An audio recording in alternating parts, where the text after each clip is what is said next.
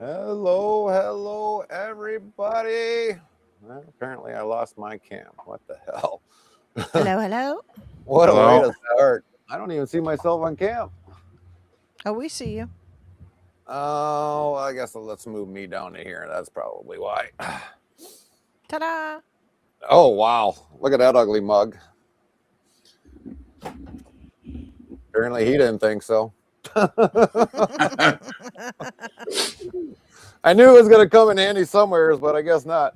I guess we'll move him back over here somewhere. Good afternoon, everybody who has joined us today. Welcome for our truckers panel. For many of you that probably this will be a very informative thing for you today, and some of you it probably be like nothing new that a lot of you have that are already joined us with that already know about the trucking industry. Uh, my name is Gary. I'm from Interstate Travel Crew. As a lot of you already know, we've got great guests on here today. We got Champy Trucking, his own Twitch channel, Lone Star, aka Trucking, Miss Kelly, and Big Scooby Workshop. So we're glad to have a lot of them join us today. We were supposed to have another person join us, but I don't think they got the message yet, which I don't think so. So we're going to have to get the show rolling here and get everything going. So today's topic is going to be about trucking, basically in general. Everything from probably first signing up with your application, all the process, what a lot of us have gone through, which most of us have gone through some sort of orientation training, ELD, vice versa. It's going to be a huge list today. So make sure Gary has pants on. Yes, Warner, I'll even show you. See, still got pants on.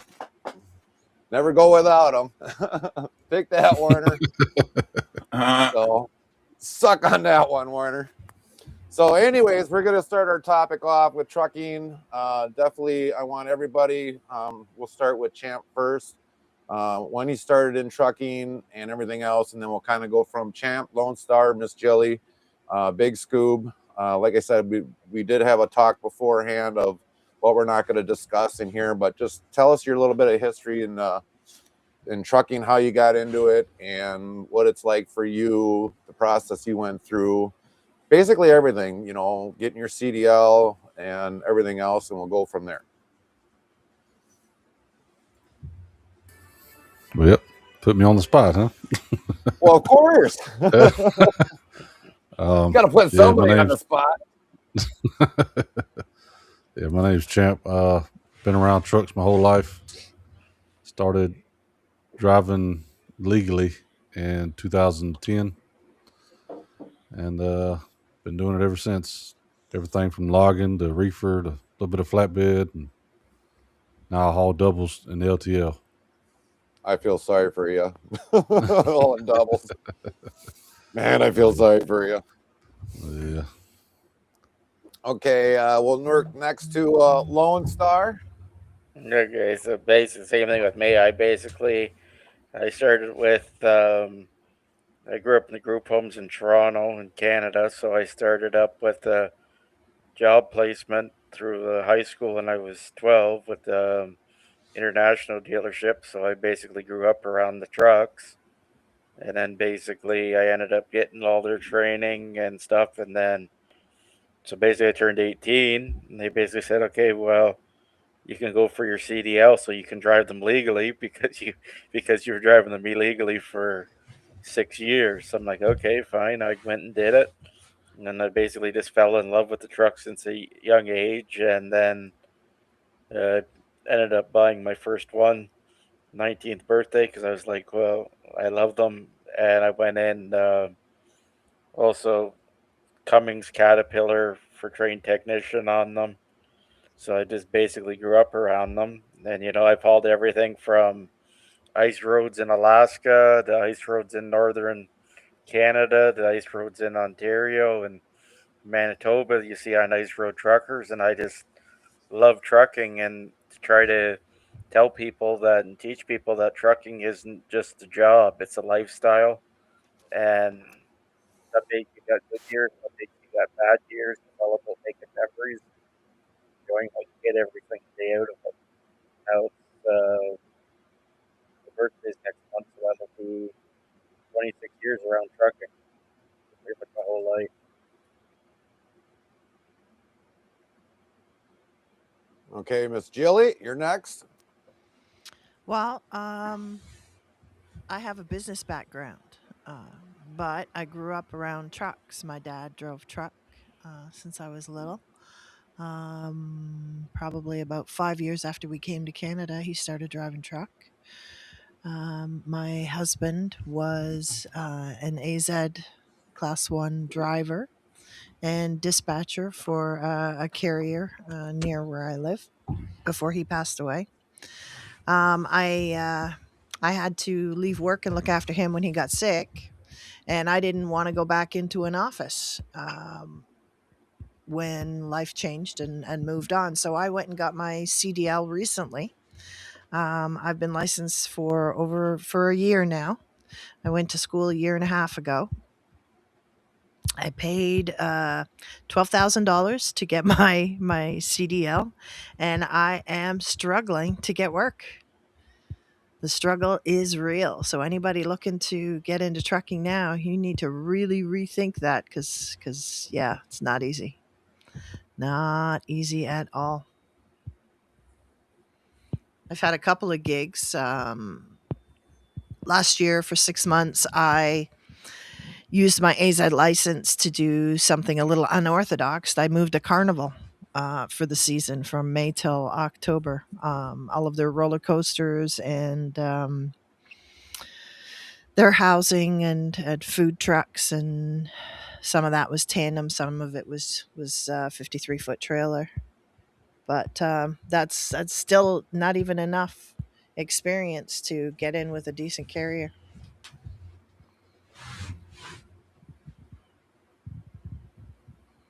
Got anything else to add, Miss Jilly, or else Big Scooby can go next?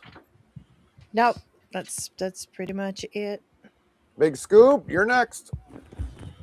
All right. Well, I got my CDL in '98, and then I drove for the next decade or so, doing different things: flatbed, tanker, reefer, which I hated.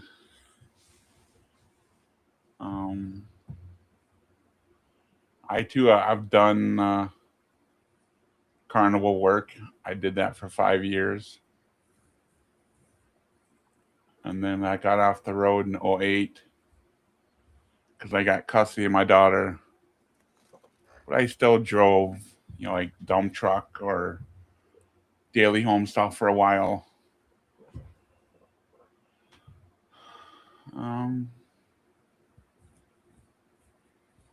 I haven't been in the industry for a while because of life stuff. So I'm pre ELD. So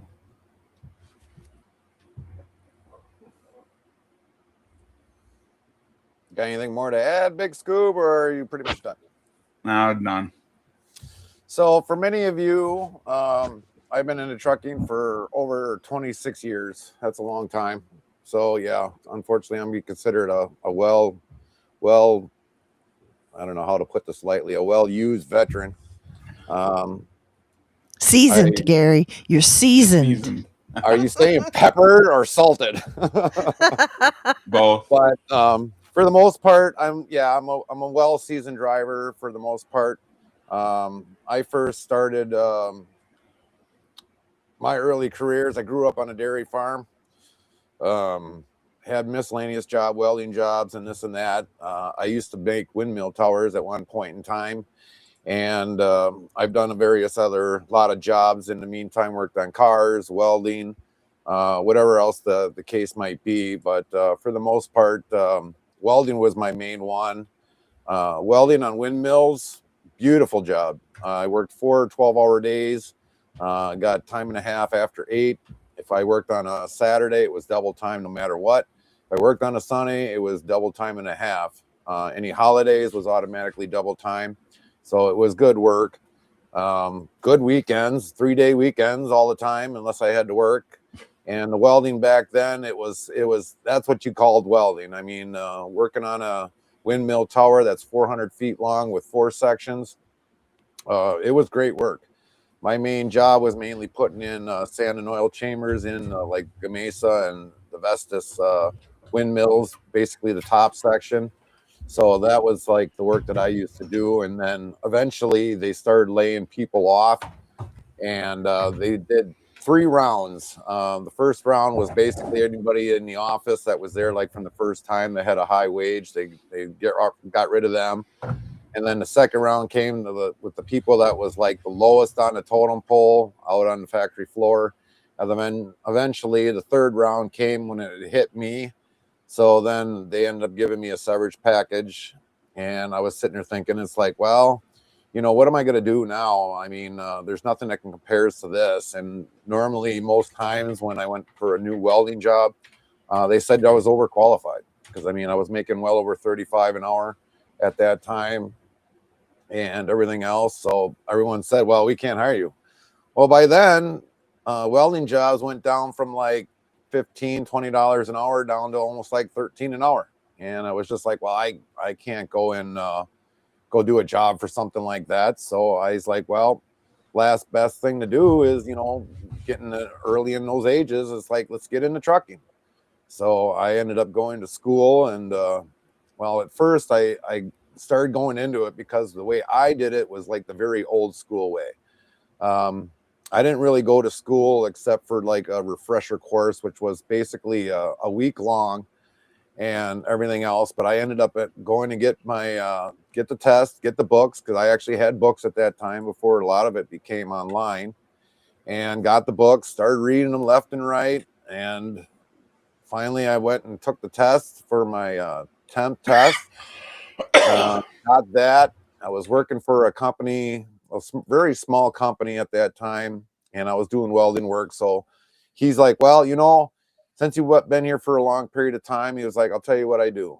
He was like, I'll let you kind of drive the truck. We won't put it on the insurance, put your name on insurance, because it'll jackrock sky the high the insurance, because the insurance world rules over the trucking like anything else nowadays. So I got to drive and got my experience that way. And then eventually we went for the CDL. And at that time, we had to do a third-party tester. So anybody that was at a company, that was on a third-party testing would take time out of his day in order to come and give me a driving test. And it could be whatever city. It could have been here, there, wherever else. But it was usually always in state. So I always had a different area to drive in. The first time is like, I think they fail you on purpose so that they can make money. I think it was like $250, $300 at that time. So, I mean, I had to come up with another amount of money to take the test a second time. And when I did, it was during the winter months. So I was really nervous and everything else, like anybody else would be for their first winter. But we eventually did pass. And then pretty much after that, it was hard to get into places. A lot of the people that are on our panel today, when they first started, they might have had it a little bit easier, but back then they wanted 2 years driving experience. And so I basically started working on a farm, that had a DOT number. And eventually I was hauling haylage, silage, and liquid manure from the pit right out to the field. And I worked there as pretty much within 2 years. And I worked with various farms. I actually worked for 3 farms at the time. So, I mean, it kind of helped me. If they didn't have work one day, I could go here another day and, keep busy. But that's how I ended up eventually getting my time in. And then eventually my first carrier that I actually went to that was over the road was Refrigerated. And basically I stayed with them for another, year and a half. And I was like, screw you. They just treated me bad, like a rotten piece of meat. They threw me out. They didn't care. So I was like, well, I'll get you back. When I come back, and I knew I was going to be in with a new company, basically I came in, and he started telling me, well, next week you got this, and this load. And I was like, well, here's your keys, here's your fuel card, F you, I'm out the door. And that was it. And then I ended up going to a different carrier back then. But yeah, seasoned. Yeah, I'm well seasoned, depending upon how you want to look at it. But it's been a road. I mean, a lot of that I give credit to was hauling expedited freight. And so the first 18 years of my career, I got to see all 48 states. And I don't regret any of it. It's just I was eager to want to see the world, well, see the United States, and hauling expedited was a great opportunity for me. And if I decided to probably go back hauling expedited again, I probably would. But I don't know. But anyways, today's topic is basically those getting into trucking or things that, because we have discussed on a previous stream that, you know, we're thinking about going complete independent owner operator. But I wanted to also get opinions between a lot of people that were in here that are company drivers, the struggles that they go through. We know Miss Jilly has gone through a lot of struggles going through trucking and everything else. And, you know, this is why we're having that discussion today. Apparently we had to have a phone call today. So anyways, we're going to start out with like the owner operator side. Lone Star has been on a previous driving panel discussions before. And, you know, for a lot of people that, you know, unfortunately that play ATS, you know, they think when it comes to the trucking part that it's so easy to just get into trucking. It's not. Being an owner operator like I am and Lone Star is, we know the harsh realities of it. You basically got to take that dollar, you got to break it down for everything that goes into the truck, from, you know, maintenance, taxes to the truck, state, federal taxes, license plate. So every load that you haul, that dollar gets broken down. And especially now with the fuel prices going up, with everything that's happening right now, it makes it a little bit harder. So, Lone Star, if you got something you want to definitely add in here, definitely start throwing it in there. Yeah, that's basically what I tried to say. Is I think like over my years around trucking, like again, like Gary, when I got my CDL, it was very easy. It was basically a matter of it's basically a matter of taking a test, which the truck dealer at the time paid for it. And I also got lucky at the time where the truck dealer goes, because you work for us, we will put you on the insurance. So I spent 2 years on his insurance as a driver before I ever really insured my first truck. So I got a lot better deal. But I think the number one thing that I see, especially today, is like I did a breakdown for a company in Toronto, one of his owners, and I went over what he made per driver, and it basically works out to be 20 to 25 cents a mile for the driver that he's making out the total truck by the time you took off your stuff like fuel costs, insurance, truck payments to the bank, and everything else down to the last dollar. So because of that, it turned around. That basically means it's a lot harder for new people or newer drivers to get in there. And also the training has changed a lot, where instead of spending a couple $100 to get a CDL, they're investing $10,000 to $12,000.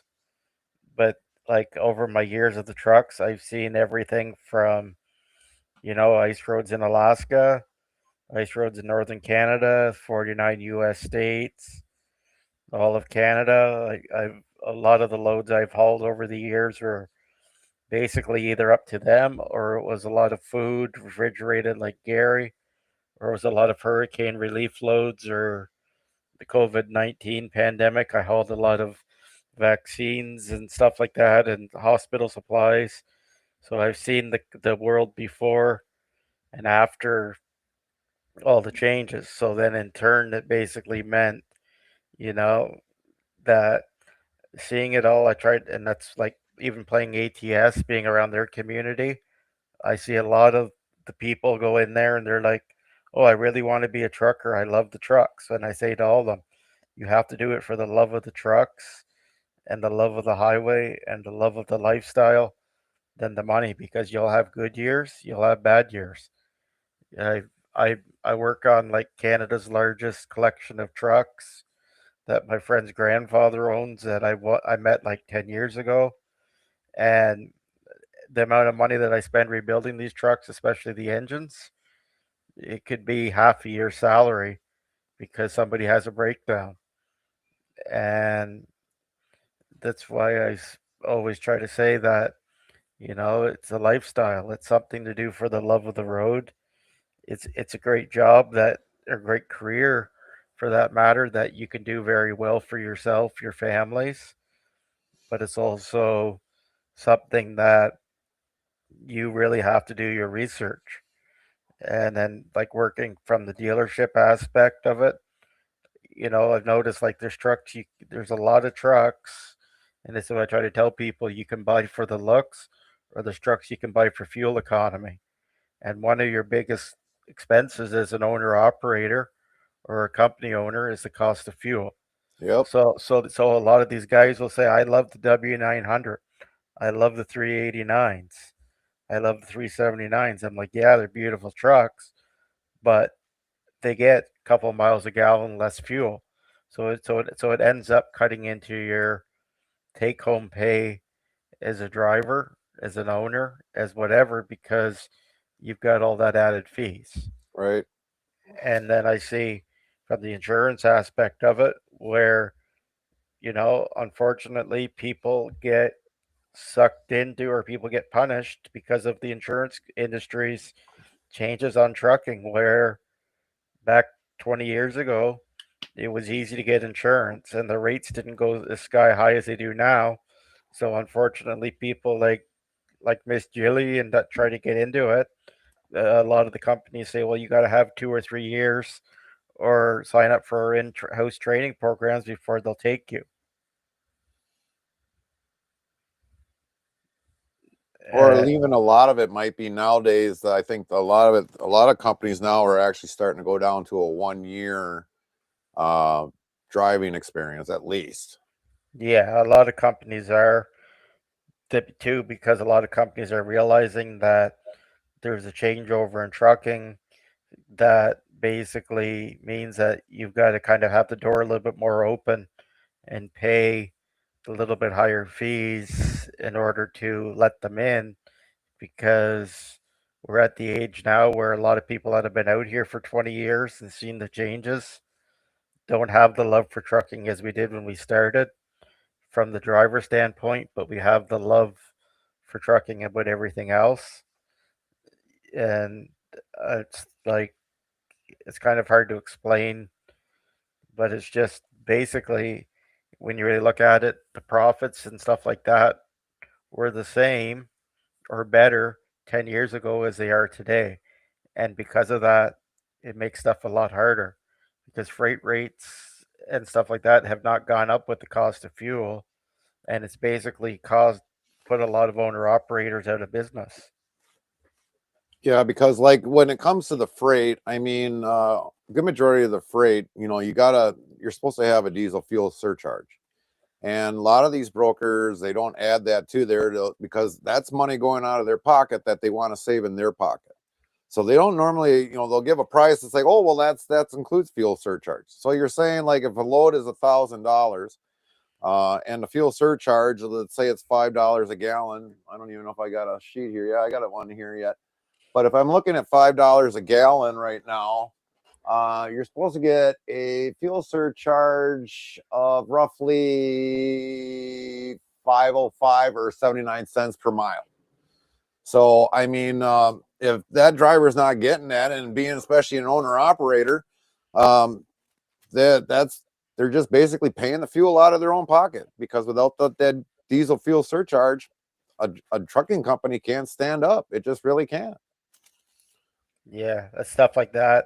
And it's like, and that's why, like, I've had certain owner operators ask me what to buy for trucks. And it's like, I also try to say, number one thing you got to do when you're looking for a new carrier, and that's as an owner operator or as a company driver, is you've got to do your research on the company and how their pay scale is set up.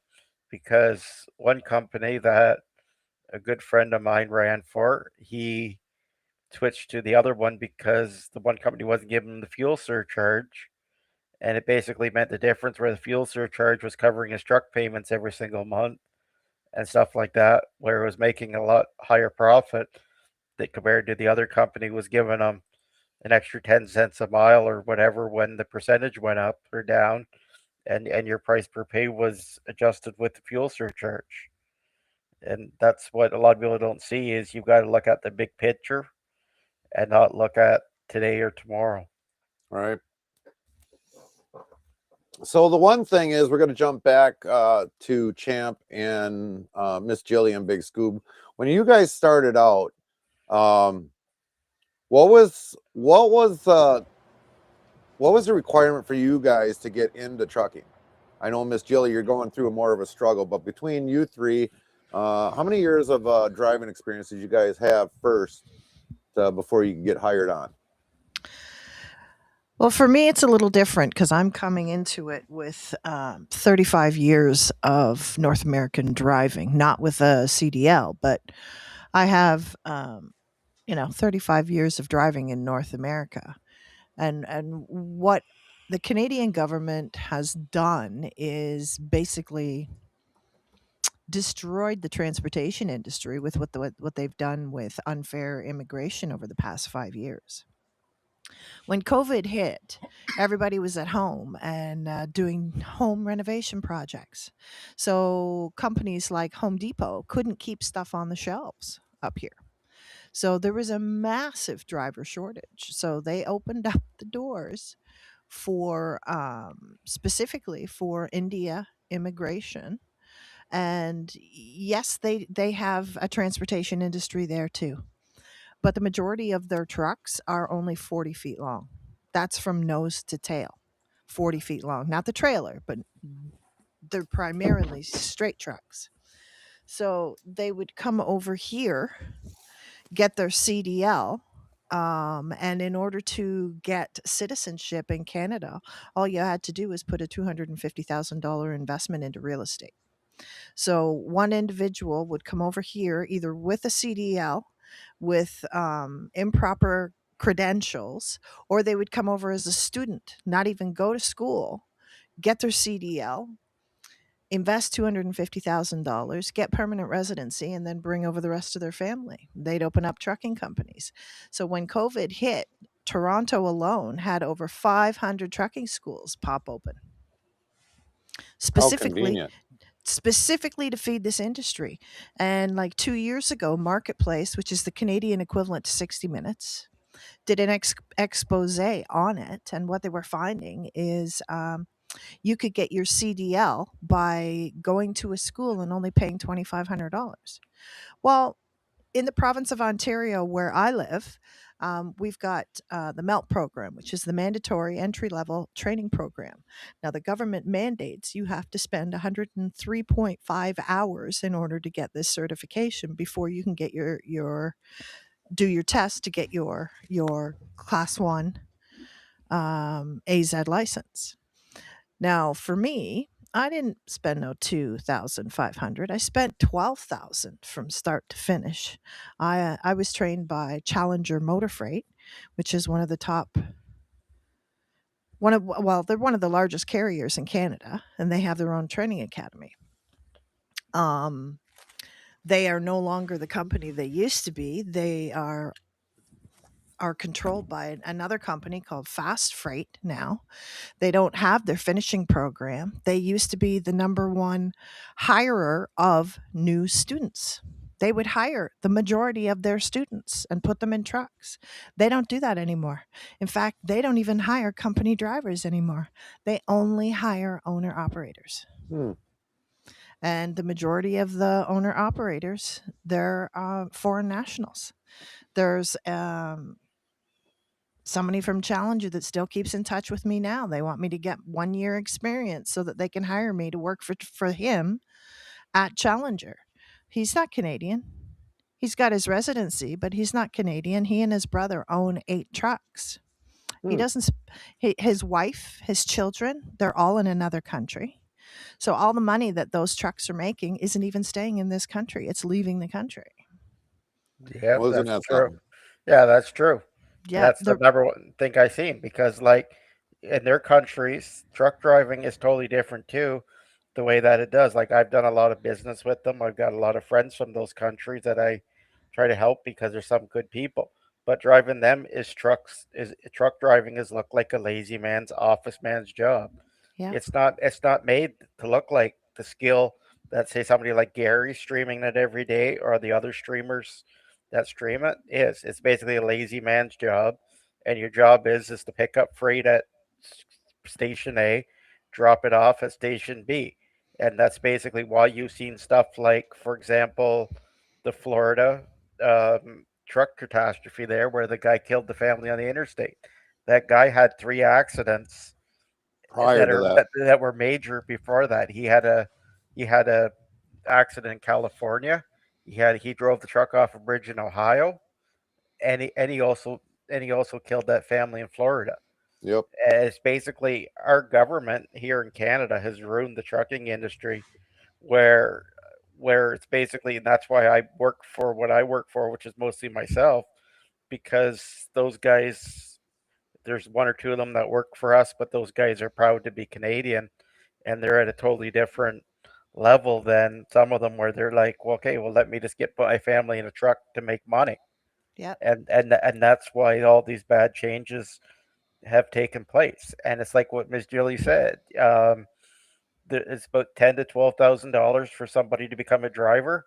There was driving schools in Toronto where people are getting their license for $250 by basically having a ministry of an inspector was writing off the test for them for somebody put fee across the table, yeah, and that's basically what leads to some of these unsafe drivers on the road. And the U.S. is having the same kind of pandemic where there's training schools where people just put money across and Yep. basically, here you go, here's your CDL. Like, yeah. and, They and don't. They don't even like what Marketplace was showing was Serco is the third party company that does the actual testing.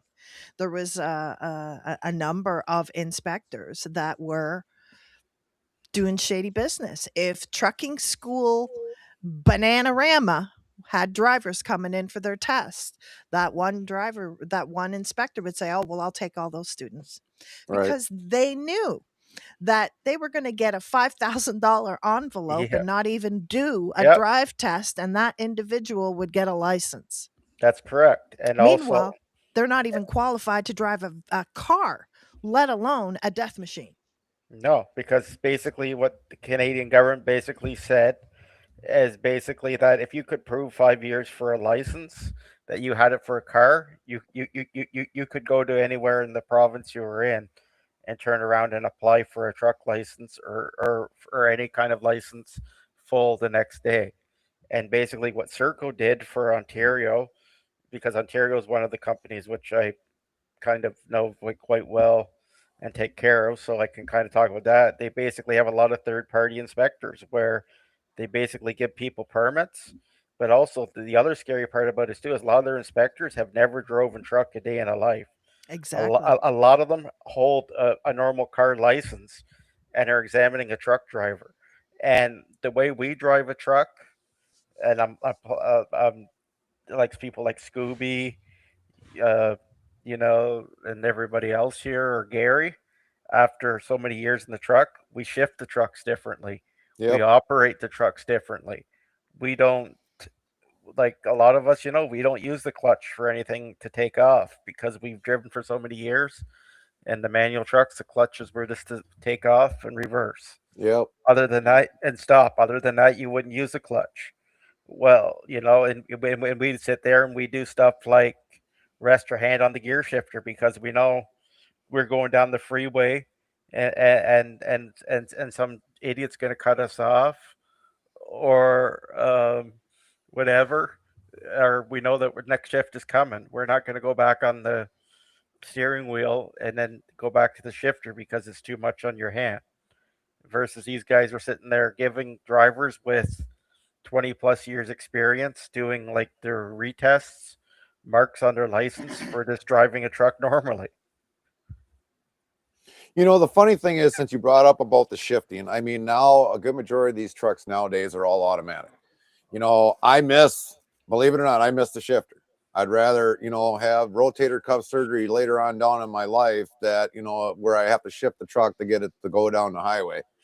But I mean, it's so easy with automatics to kind of spin the tires, ruin out a rear end. I've heard it all happen. It's like the automatic is just, kind of like downgraded trucks. And I don't know if Champ's got an automatic or if Big Scooby was in an automatic, but I know you, Lone Star, you still got a standard transmission and stuff. But I miss the regular manual transmissions than an automatic.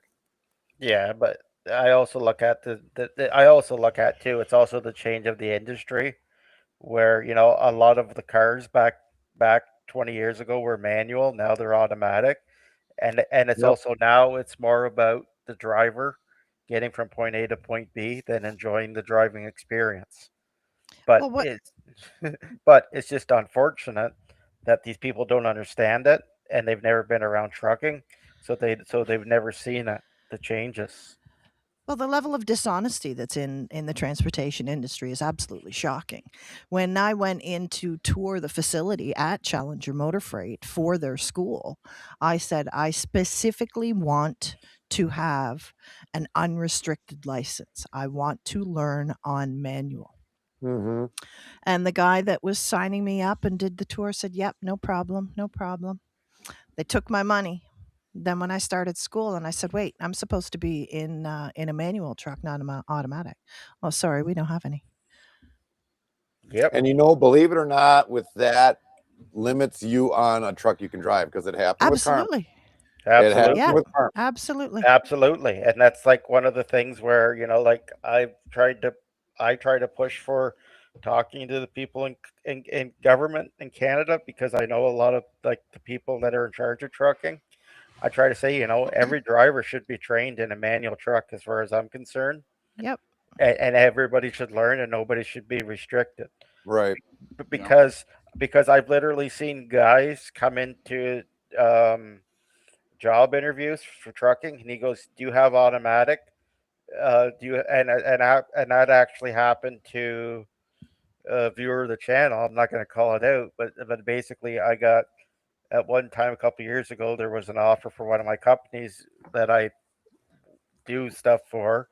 Said, "Well, we need new drivers," and the first thing the guy said was, "Hey, I can't drive a manual." So I'm like, "Well, sorry, I can't help you, because I look at it as that the manual is the ultimate control." Yeah, Yep.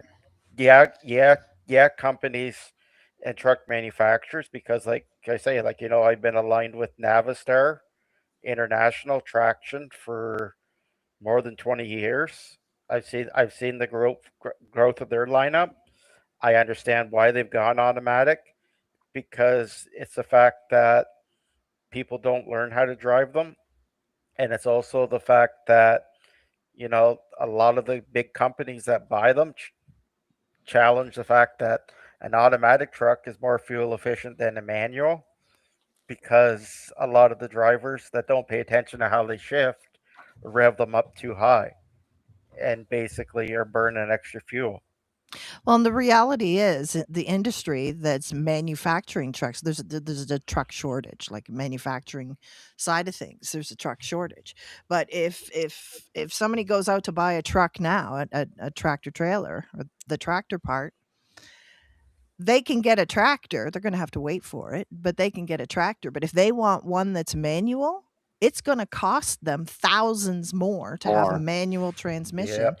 and they're going to have to wait an extra 6, 9, 12 months And that's for Yep. it to be considered a built. manual transmission now as a special order Yeah. compared That's to back right. then. Automatic used to be a special order. That's Yeah. right. That's That's right. right. So any of the companies that are running manual trucks now, they're old.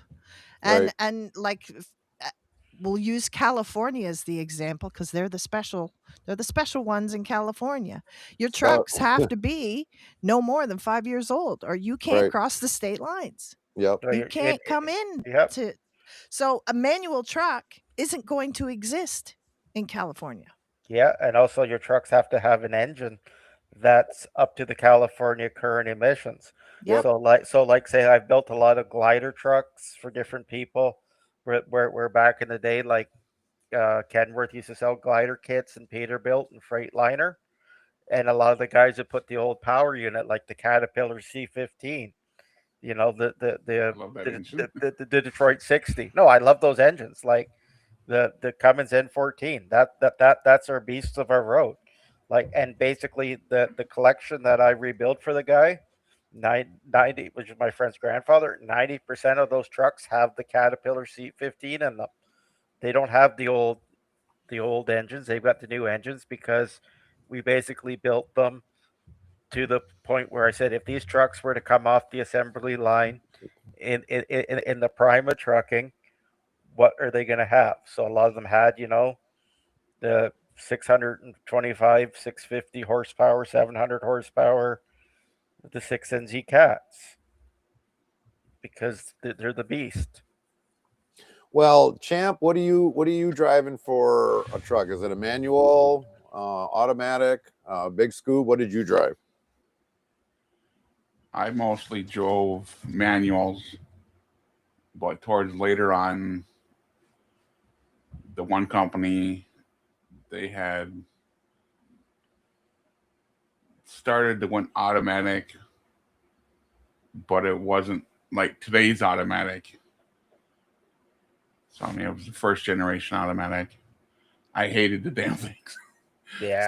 So your pedal, you had like the 3 pedals, because like nowadays it's only 2 pedals on good majority of the trucks. The brake is connected to the clutch, and you pretty much got the fuel accelerator. That's about it. What the new generation is today. Yep, I had the old one. The 3 pedals. Yeah. Yep. Champ, Yeah, what did you have? Yeah, I started out on manual, but yeah, the company I'm with now are automatics. Right. Yeah. About to get run over in them damn things trying to pull off from the stop sign. Yeah. Right. Yeah. But I also think too, okay, like the number one reason why the manufacturers have changed over is because the difference is nowadays it's not an owner operator ordering a truck. It's a large fleet. Right. And if you look at numbers in Canada, US, the number of owner operators versus large fleet owners are much higher now. Where a guy's an owner operator, but he's an owner operator that owns 8 to 10 trucks leased onto carrier ABC, than being an independent owner operator that he might have 2 trucks, one for him, one for his best friend, one for him for his brother, one for him for a significant other, and whatever. And that's kind of the thing that we get punished by as owner operators or even company drivers is you don't get the full trucking experience the way that it was. Right.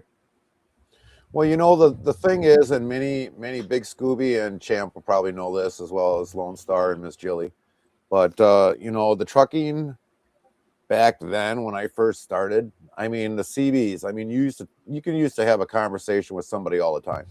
All the time. If somebody was broke down, I mean somebody would stop and give you a hand. It's like, hey, what do you need? You need back then you really needed a hammer, vice grip, a pliers, and a screwdriver. Mainly all you really needed for tools. Nowadays, with all these new emissions that are on the trucks, you can't even do half of that. I mean, we've only done a few things every so often with our truck that we could do. Or I'm sitting there, basically sending message to Lone Star, hey, how do I fix this?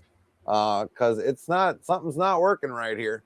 So I mean, we've reached out to Lone Star to help fix our truck and everything else. It's just you just nowadays the trucking has changed so drastically. It's unreal. And that's half the reason why it's harder to be an owner operator nowadays as well, though, because back 10 years ago, before the emissions, or maybe I'll be more than 10 years ago now, be like 15 years ago before the emissions, the driver used to carry a toolbox on the road, and he would work on the truck, he'd maintain the truck, he would do everything for the truck to make sure that it went down the road. Now it's basically everything, and you get a fault code, and it's either you have to reach out to somebody that knows about your truck, the specific engine, make and model, or you're basically at your dealership paying out of your pocket, and that's half the reason why again the owner operators have dropped off because Right. there's so much more to owning a truck than going to the showroom and signing your paperwork. Well, it's not so much that it's a mechanic anymore. They're computer engineers that are fixing the trucks. No, Um, that's correct. Over the winter, I worked a little bit for MCON. Now they do the Ministry of Transportation of Ontario, the snow removal on the major highways. And let me tell you, every time I got into a truck, well, the truck I was hired to drive was a tow plow and for echelon driving. So it'd be multi-lane highway. I'd be driving the tractor and then I would use the joystick and I would kick out the trailer I was towing and that would go into the right lane with a plow down so I could plow 2 lanes of highway at the same time. The truck I was hired to drive was in the shop for 8 days from the day that I got hired. It finally, and so I was trained on a different truck, a wide wing, which was fine. Then when the truck comes back, I take it out for its maiden voyage. I get about 40 kilometers away from the yard, it breaks down. Sensor error, sensor error, sensor error.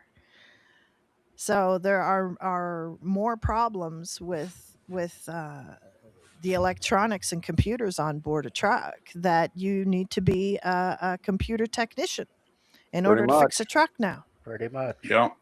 Pretty much. And also, it got to the point too where a lot of manufacturers of different transmissions for the trucks will not even sell you a $5 part. Nope.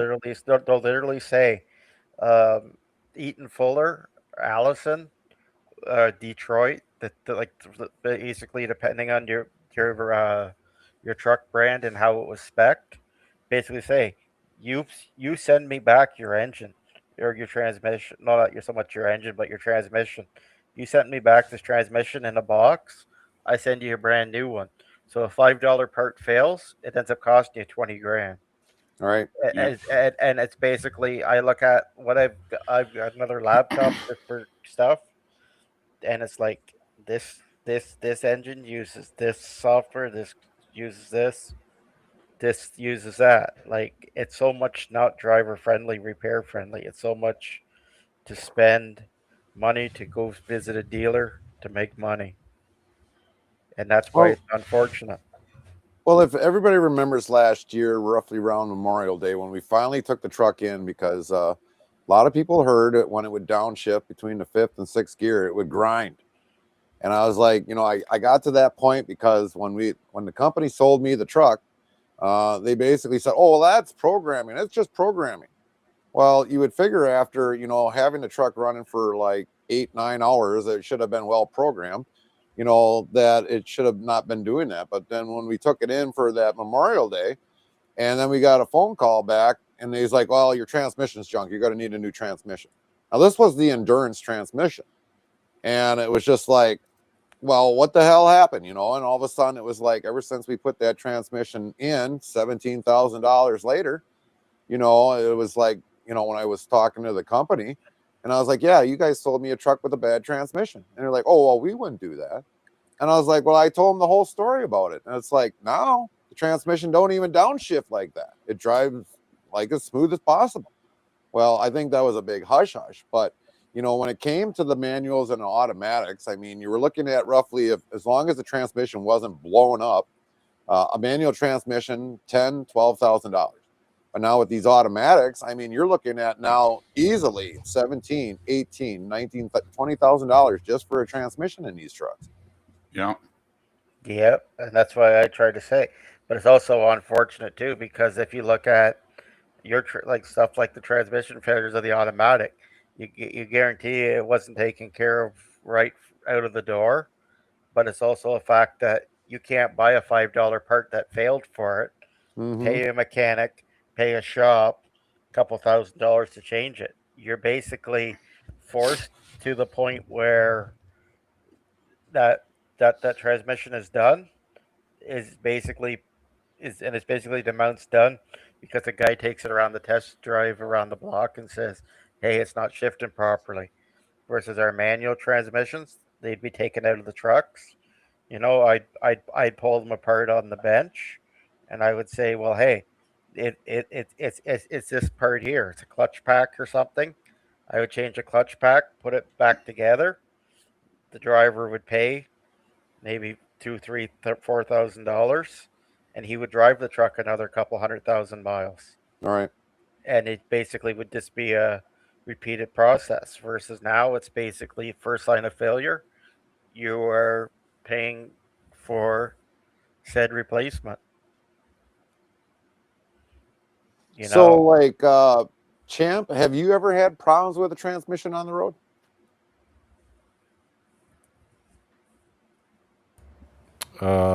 Not with a transmission, no.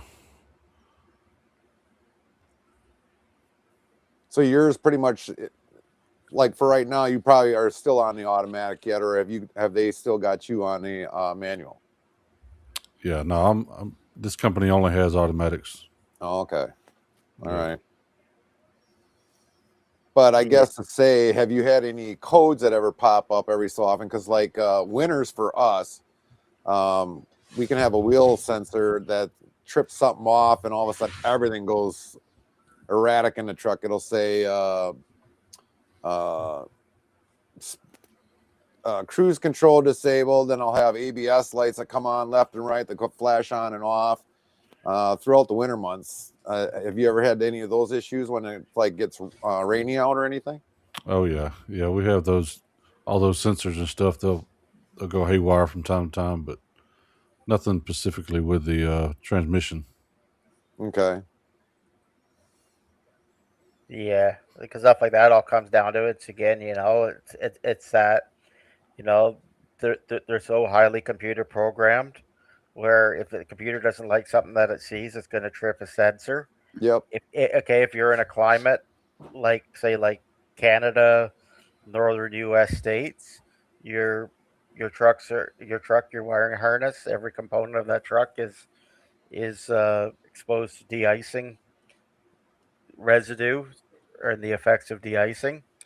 So, like I've seen stuff like the states, for instance, from the northern states, like New York could be one, where literally 5 or 6 years, the the whole salt decay from the roads basically decay everything in the metal, the sensors or wiring harness, and it causes so much more issue on the closed loop system. Yeah, because the one thing that I think that because my brakes in the back, none of them got the covers on the back.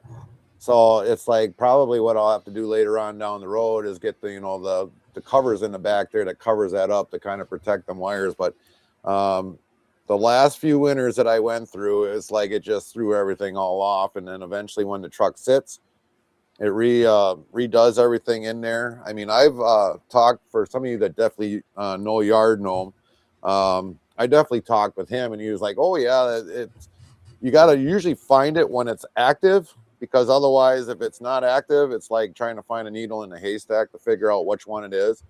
But he's like, most times it's like you just replace them all because your speed limit is all controlled by those speed sensors. If you got one tire that's moving faster than the other, it'll throw it off. If your air inflation system is not right, that'll throw it off. And it's just like, man, when they put all this crap together in this truck, they don't really think about like, okay, what do you got to have? Like basically a mechanic driving the truck nowadays in order to get where you need to be going down the road without having to deal with all this headaches. That's basically what I try to explain it from the trade mechanic standpoint of it, not from the driver standpoint, but because it's a closed loop system, there's all these things in the issue that all these issues in the system that could cause an issue, where it's like either you spend the extra and you replace that all at once, or you end up troubleshooting, replace this, replace this, replace this, replace that, and it ends up costing even more money down the road to fix because instead of having one visit to a mechanic or a dealership or a service provider, it turns into 5 or 10. And that's why you see trucks down longer because it's so much more troubleshooting it's kind of unfortunate that it turned to that. Yeah, and it just makes them more pocket money in the shop in the long run, more pocket money, because they're like, well, they know how to put these sensors on, but it doesn't tell you exactly which wheel sensor it's coming from, and they're kind of left with them. Well, you might as well just replace them all. So if they're like let's say $200 a crack, well, they already made $800 for 4 sensors. Yeah, and that's basically why, like, you've asked me about stuff, and I basically say, this could be your issue, but look at this, and this at the same time, because I look at the fact that, you're trying to feed your family with the truck, and you don't want to deal with the headaches, and you don't want people asking you a million questions on a live stream about, hey, what's going on today? Or looking for you and say, well, why are you not here? Right. So it's like, okay, you might as well have ordered these other 5 sensors for the extra $500 and did them all at once yourself in your driveway, then get down the road and have to change it and pay somebody else's markup. And that's why it's key to have a good relationship as an owner operator with a parts supplier or a parts house or a dealership that is going to treat you right. And that was one of the things, and I'll probably have to show this in the camera, but I mean, the one part, that we had to replace, we actually replaced it on stream. We did order them and stuff, but yeah, these things weren't cheap at all. But for some of you, this was the part that we ended up replacing. This goes into, I think it was like the exhaust side, and we ended up replacing this on stream. But we did buy it, and then replace it and everything else. And I mean, these were a little bit expensive little things. So yeah, they were a pain in the ass to fix, because you got to have a specialty wrench to kind of get in the area. And eventually we got it replaced. It took us probably, I don't know, I think it ended up taking us like almost hour and a half, 2 hours just to replace took you that. 2 hours, because I think it was something you asked me about, if I remember correct, and I was like, yeah, it's a common issue with the Cummins engine for that to fail, because of where Cummins made a poor engineering decision with the exhaust gas pressure, temperature sensors, and all that.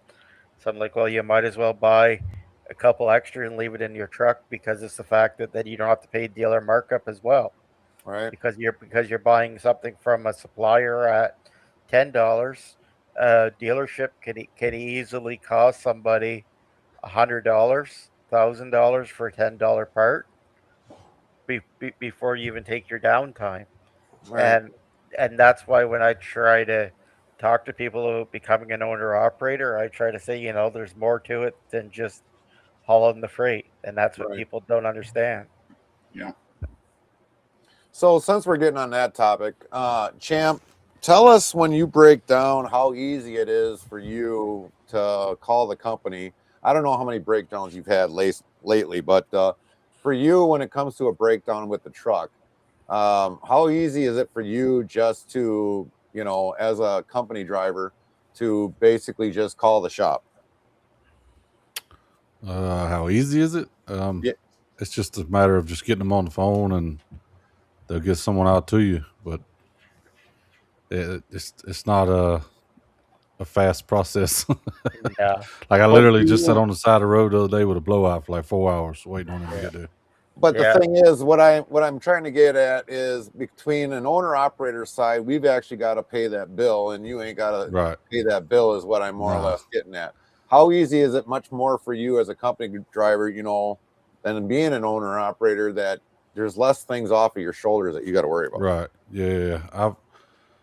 I've kind of, back whenever me and my daddy was in the logging side, I tried taking over the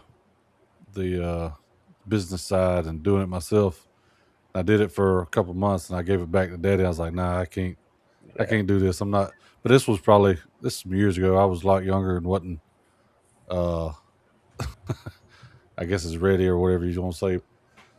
It's a lot easier for me, but it's a lot more on the owner operator having to deal with that all themselves. A lot of people Yeah. don't take all that into account when they want to own a truck. They think, oh, I just own a truck and I do everything myself. It's like, nah, you basically gotta live in that truck. You got to breathe for that truck. Like that is your livelihood once you become an owner operator. I've known a lot of people that switched to it and tried to get their own shit and end up coming back to company because they couldn't cut it. Yeah, I try to say that to a lot of people. The difference is being a company driver, you end up dealing with the headache of dealing with whatever services that your company uses for repairs or calling them or whatever, and the sitting down the side of the road like an idiot and dealing with it. But as an owner operator, you've got to have your complete network of basically reputable supply shops, reputable repair shops, reputable whatever tire supplier, everything from one side of the country to the other, from one side of America to the other, Canada to the other, whatever service, whatever area that you're going to service. Right. And that's why, as a company driver, it's just as stressful as an owner operator for stuff like breakdowns. But they're lucky that somebody in an office 90% of the time is going to take care of it, and you're just Right. sitting there waiting, wasting the time. Yeah. Yeah. That's it. Yeah. Unfortunately for us, no matter if we're company or driver, we still got to wait. It don't matter. It's Oh just yeah. that when it comes time to pay the bill, I mean, owner operators, that literally it's coming out of their bank account, and the company drivers, all they got to do is give them the company card, or if they've got an account, that's all. It's a lot Yeah. easier. But the waiting, every suffers waiting in Right. the Yeah. Yeah, industry. It yeah, don't matter who it is. No. yeah, Yeah. yeah. No, it don't matter who it is, but I'm saying that's why I try to say to people, if you're going to be an owner or operator, think about it twice, because again, it goes to be for more of trucking being a job to trucking being a lifestyle, because everything every single day revolves around trucking twice as more. Yeah, you own that truck. When you get home, you're working on that truck. When you away from it, you still thinking about it. Yep. When I clock out and get out of that truck, I ain't got to worry about it. Yeah, Yep. Well, that's there's another side that's going on up here. That we've got Driver Inc., which the government is finally recognizing as being a bad thing. And that's where a trucking company will force a driver. They are a company driver, but they're not recognized as a company driver. They want them to be a Driver Inc. So they don't own the equipment, but they have to pay all the taxes and all the What? fuel and all the insurance. And then there's another business model up here where I hope and they're I'll making more money. no, they're not. They're not. They're getting Oh no, screwed. They're no, absolutely getting I wouldn't screwed be doing that. because they've got no retirement, they've got no benefits, they've got no nothing. They got to pay all Mm, their own insurance and everything like that, and they don't even own the truck. damn. yeah, it's So basic. then Yeah, there's another model up here where it's a lease to own, Yeah, and we've got that down here too. I'm going to throw this company right under the bus called Scotland. well, I know them too well. They're scum. They are. I know 3 drivers that they bought into the song and dance. Yeah, I've You known can people get do that too. you can get into this brand new truck, no money down, Yeah, no yeah, credit check, no this, no that, no nothing, but you're driving for us. yeah. So Oh, you're making yeah. the payment and you're lucky, and they're the one that are giving you the loads. Yeah. Oh, yeah. You're lucky if And you they'll get starve you enough out of it. work. Exactly. You're lucky Exactly. if you get enough money to make your truck payment, let alone be able Yeah. to eat. Yep. I've known several Yeah. people go down that path. As a matter of fact, within the last couple of years, there was a guy that was working with me and tried to do the lease to purchase or lease to own, whatever you want to call it, and Yep. Yeah. he ended up having to get out of it, and he's just driving a dump truck now. So I Yep. say lease purchase is one of the biggest scams in trucking, yeah, because it's basically, I try to say, if you're going to be an owner or operator, save up your down payment and do your bank financing, right. because at least at the end of the day you own the truck. You own the truck. Yep. You own the truck. Yeah, because And as far as our Driver Inc. part, that they're trying to do up here is basically like the U.S., where basically a lot of companies try to give company drivers 1099s, yep. and basically say you're responsible for yourself. Yeah. Because I mean, I'm sure you've seen that. They're Mhm. champ.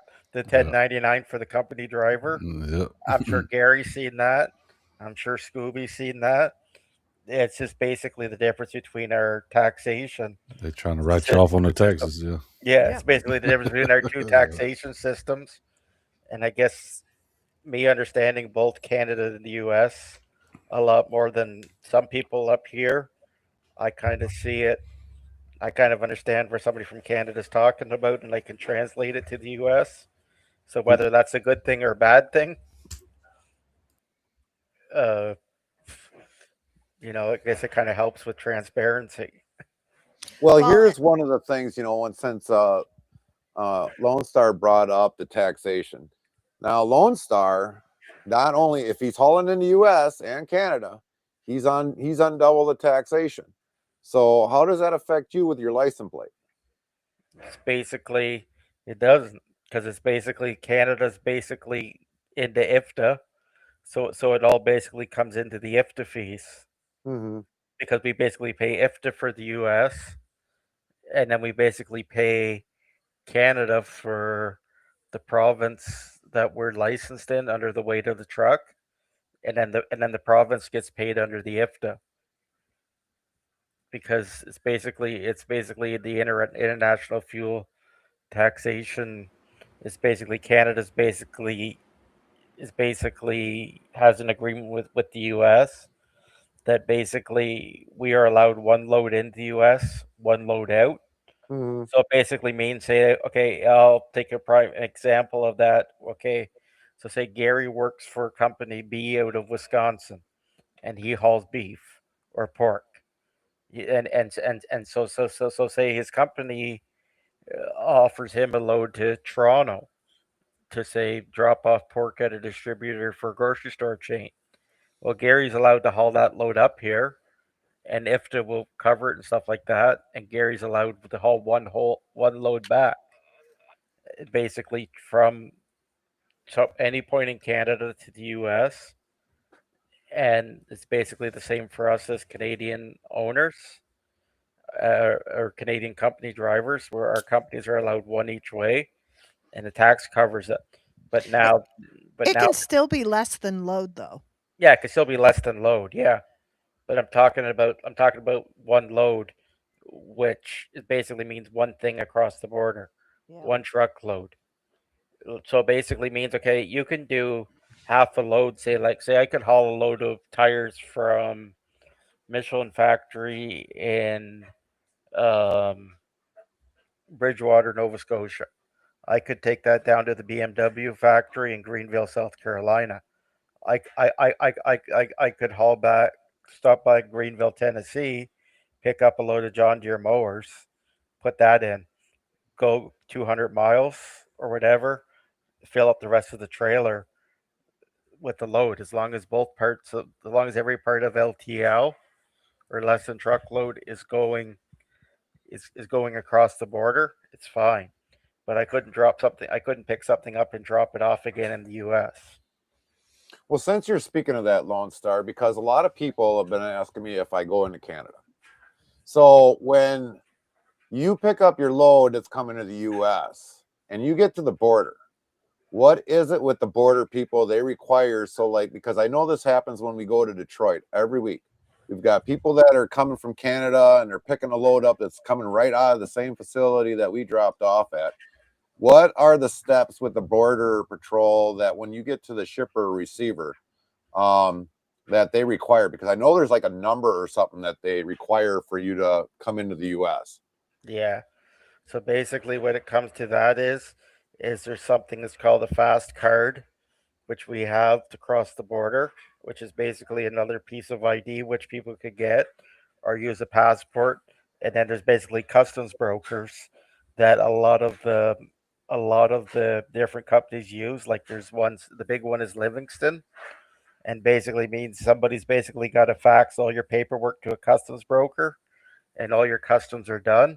So then the customs broker will basically send you an email back or give you a phone call with that paperwork to say, here's a number for the border.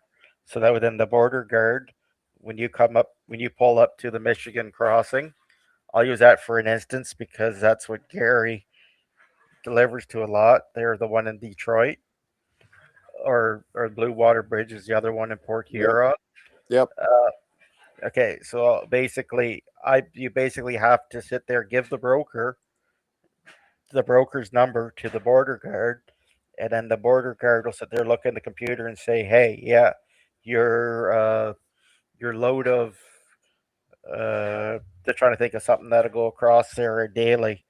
So they'll say, okay, your load of engines for the Ford plant in Detroit that came out of the Ford plant in the GTA is going through, and here's your customs paperwork on it. So it's basically a lot of back room and a lot of headache for the drivers. Yeah, Yeah. because I know there was guys that were, like when we unloaded over at Border City, there was one guy there that could barely speak English, and they were asking for him his number, and he didn't know it. And so, believe it or not, he got ticked off because he was like, "Well, we can't take your load because we don't have a number for you." And apparently, he had to go back to the border, and go get a new one. Yeah, because that's basically what it is. It's because it's the fact that if somebody tries to go through the borders before the stuff before the stuff is completely finished, it'll basically say this doesn't exist, and a lot of guys get too excited to go through because they basically the change in trucking with the immigration where trucking is a lazy man's job. I get paid to pick up here, drop off here, and they want to do it as quick as possible instead of following the proper um, steps. So, and a lot of this clearance is for specific purposes. It's not just to cause delays at the border. So, a lot of this clearance is for drug trafficking and for human trafficking. So, for example, there's a lot of line haul that goes from Etobicoke, Toronto to Lansing, Michigan, and it's auto parts. Now, these particular loads, they've got the Fast Pass, which is free and secure trade. So these drivers and the company that they're working for have the CT and this is a higher level of registration and investigation so that not only is the shipper and the driver compliant, but they're on the lookout for these specific things. They have to do a specific 17-point check on their tractor trailer before they cross the border. So they've got to make sure that they're looking in all these little nooks and crannies on your truck to make sure that nobody's slipping in an extra package of drugs. Right. Because, it has happened. Somebody stuck something into a truck and they're in a car that's going to follow that truck until it stops at the next truck stop and the driver gets out to take care of his business and that person goes and Yep. retrieves whatever it is that they stuck underneath that truck. So there's a specific 17-point checkpoint series of checks that a driver has to do before they cross the border to make sure Yep. that some shady third person that they don't know, that's not affiliated with the company, that's not affiliated with the driver, is not using you as a mule for either drugs or for human trafficking. Now, a lot of loads that are going back and forth as well, particularly auto parts, they will put a tag on it so that the shipper puts a tag on it and the driver is not allowed to take that tag off. Now, going through the border, what's happening is the shipper is verifying this is on, the bill of lading and all of the paperwork is saying this is exactly what is in this truck. This is who I am. This is what our company is. This is where we can be found, whether it be, General Motors or Ford or whoever it may be. This is who we are. This is what's in this truck. And we're guaranteeing that's what's in this truck because I put this tag on it and I locked it. And it's got a Yep. serial number and everything. And the only people that are allowed to take that tag off of that truck to open up those doors is either border security or the final endpoint of where the delivery is. Yeah, And because you're and talking. if And Yeah. if that tag has been tampered with, like say, let's say you get, a particularly ornery border security person that says, you know what, I don't give a crap about all of this other stuff. I want to see what's in that truck. If they cut that tag off, there's a rigmarole that you've got to go through, and you have to Yeah. put another tag back on it. You've got to register it. You've got to talk to dispatch. You got to let them know this is what's happened. I have the tag here. Officer so and so took it off. This is the tag I'm replacing it with. Here's the serial numbers for that. Blah blah blah blah blah blah. Yeah. And that's Yeah. the same thing that happens with a lot of the loads that we pull out. Yeah. If Because it's that door basically if because it's that door basically is open, it's got to be a new tag put yeah. on by the Yeah, company. because it's basically you guys, you probably see a lot of the plastic seals, right? How your seals Yep. are plastic. Yep. These ones here are an aircraft grade steel, and they're about a quarter inch around, and they're basically called a CPAP seal, which are basically a seal that basically you need a bolt cutter to cut it. And basically, I run into that a lot on the shipping containers for the container haulers. Yep. But say a lot of the loads I've hauled to the states recently went before they had a big fire was to Novellas, which was aluminum coming off of the trains in Quebec, going over the bridge to basically be melted down for the Ford Super Duty bodies. So so I was a fast certified driver. I have been for years. And even to get a certificate, I have to go to the U.S. Customs Office at a border city, have an appointment. They scan my retina, they scan your eyes, they do your fingerprint. You do a whole customs interview before you're approved. It's not just a one thing out the door. And Right. basically, as Miss Jilly said, those seals are put on by the shipper the same way that you are.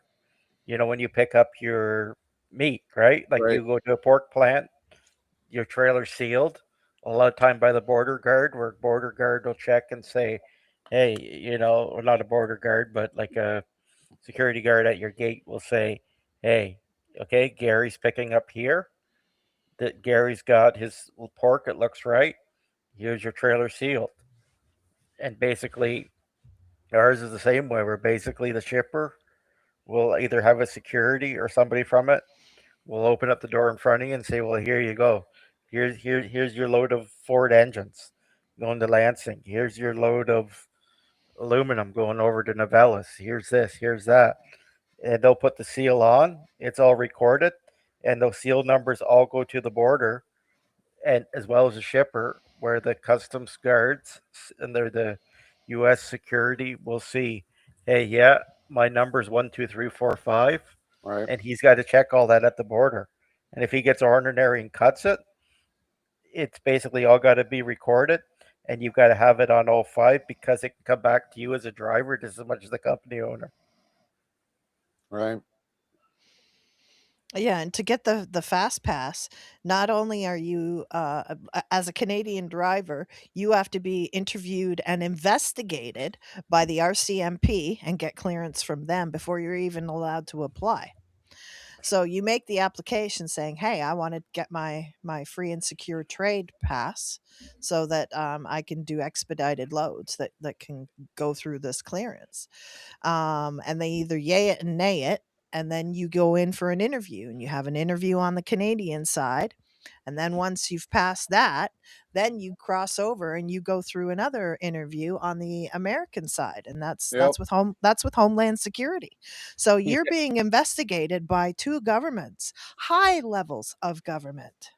Yep. And You that's the know, reason why when I go to the States, even for like shopping or whatever, or like the truck shows or whatever, it's why people go, how come you never have a problem with the border? It's like because the border knows who I am. The, yeah. the, the, the border follows me every single day. And that's the reason why, I've had a run in with certain people around Twitch and stuff like that. They go, how come you're so transparent about who you are? I'm like, because it's all open source info. Right. If somebody wanted to find me, they could, because it's the fact that I'm in the U.S. system, just like I'm in the Canadian system of my address, my driver's license number, everything. Being a And that truck. was, the one of the things, since we've been talking now, like a few years ago, because like I said, a lot of people ask me, why have I never gone into Canada? And, at the time when probably about, I'm going to say maybe 10 years ago, they started to move to the point where you need to have a passport to get into Canada. And when I was still, maybe 9 years, probably 9, 10 years. But I mean, at that point in time, I was working for a company, and there was like, well, you could go into Canada, you could make more money. And I was like, why would I want to go to Canada? I was like, and I asked him, I was like, well, tell me a good reason why I should go into Canada. And he's like, well, good money, but you'd still have to have more documentation with you. And I was like, well, then why would I want to go into Canada if I'm going to need more documentation to go into Canada when there's plenty of freight in the US here to ship? I was like, I don't want to go into Canada. I No. mean, would I want to, if I didn't have all the headaches with Border Patrol and all that? Yeah, sure. Why not? I get to see Canada. But with all the documentation nowadays and everything that, Yeah, cross but guys border, do it's not Yeah. worth it.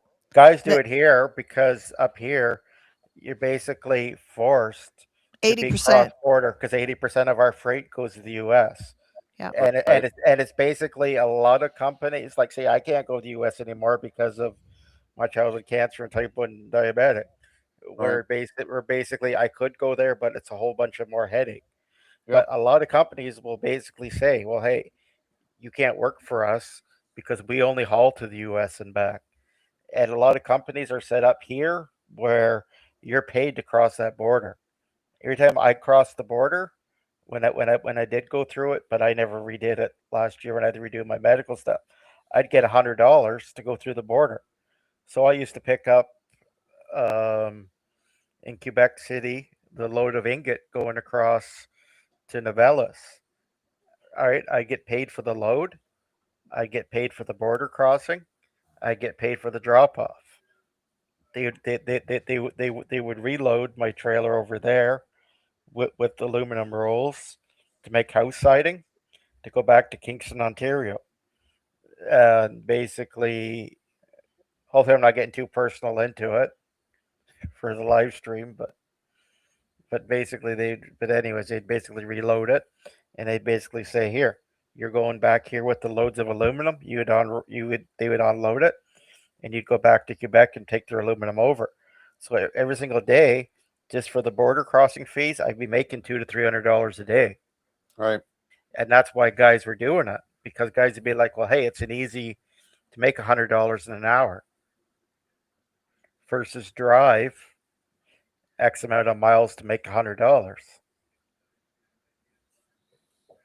And I because don't, and Champ, I don't think Champ or you, Big Scoob, have either one of you had the chance to go across into Canada, or did you guys not? When I drove, I used to go to Canada every week. I worked the company I worked for in Fargo. They had partnership with Bison, yeah. so I could go back and forth. I know I could go up, drop a load off, pick a load off, come back. But the funny thing was, every time I come back to the U.S., I had to pay $12 to get back Yeah. to get back into the U.S. Yeah. Yeah, because there's border fees that sometimes the drivers have got to pay, sometimes the company's got to pay. And it's also too a lot of the Canadian companies have an agreement with the US carriers to haul freight back and forth because it's being 80%, 80, I would say 75 to 80% American goods coming up, Canadian goods going down to service the infrastructures. And not to get into politics, but I think that was the number one thing why people were saying stuff like Trump was doing for tariffs and basically saying how tariffs were affecting the industry because the fact that the stuff is going across the border every single day, millions and millions of loads, millions and millions of pounds of freight. Right. And it's the fact that our trucking industry here is so American based, where if I were to walk into a carrier to be an owner operator and not or lease driver, I would get one rate. If I was willing to go to the U.S., I'd get a lower rate if I just want to haul to Canada. So I'm not going to name any company names because of what we talked about, but I'll just say the same company that I did the loads across the border to upstate New York for from Quebec also had a run from Toronto, Ontario to Halifax, Nova Scotia. And if I ran that load versus an American load, I would lose about 25 cents a mile based on normal dry van freight or normal refrigerated freight. So people has a difficulty taking that because you add 1,000 miles to the job and you do the math and you see how much you lose. Yeah, because I know. I mean, like I said, there's a lot of freight. At the time where, there's tons of freight. Like you said, it's going between Canada and back. I mean, it's I see it all the time. When I'm coming into Michigan there, and I can see the bridge, and I'm seeing trucks going over, and I see trucks coming across. It's just like, I'd hate to see the other ports, all along the U.S. or on the northern part of the new U.S. of how much freight is coming in, but just imagine how many trucks come in a day, within the first hour or the second hour, or out of a full 24-hour period of how much freight is just coming in and going back. It's all day, every day. Yep. It's like what Ronald Reagan's son said. Or Robert Kennedy. There, his son is in power. He said Canada is our big brother. Yep. Canada takes care of the U.S. Canada is our friend. We don't fuck with Canada when all that tariff stuff went down. Right. The U.S. has a forest fire. U.S. has a hurricane. Just as much resources from Canada come down compared to the size of the country as your country provides. We are intermingled together. We are brothers. We are sisters. We are friend. And I wish more and more people would understand that than try to argue it. Right. Well, and it also comes down to manufacturing as well. We've got quite a lot of earth resources up here, but what we don't have is the processing ability to process those things. Yep.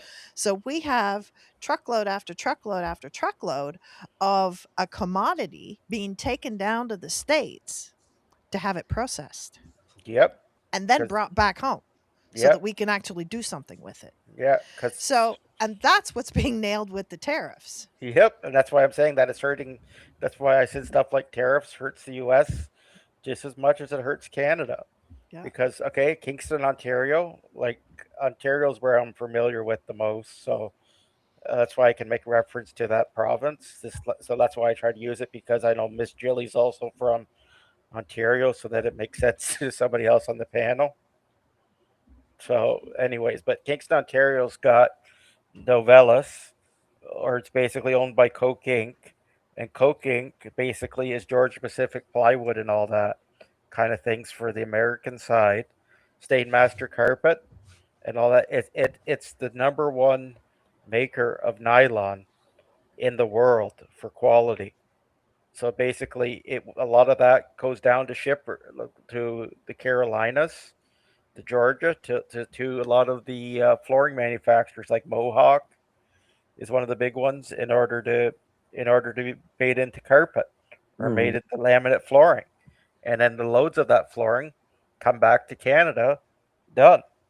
It comes back to a warehouse in Toronto, and then from the warehouse in Toronto, it goes to the customers. Like we are very intermingled.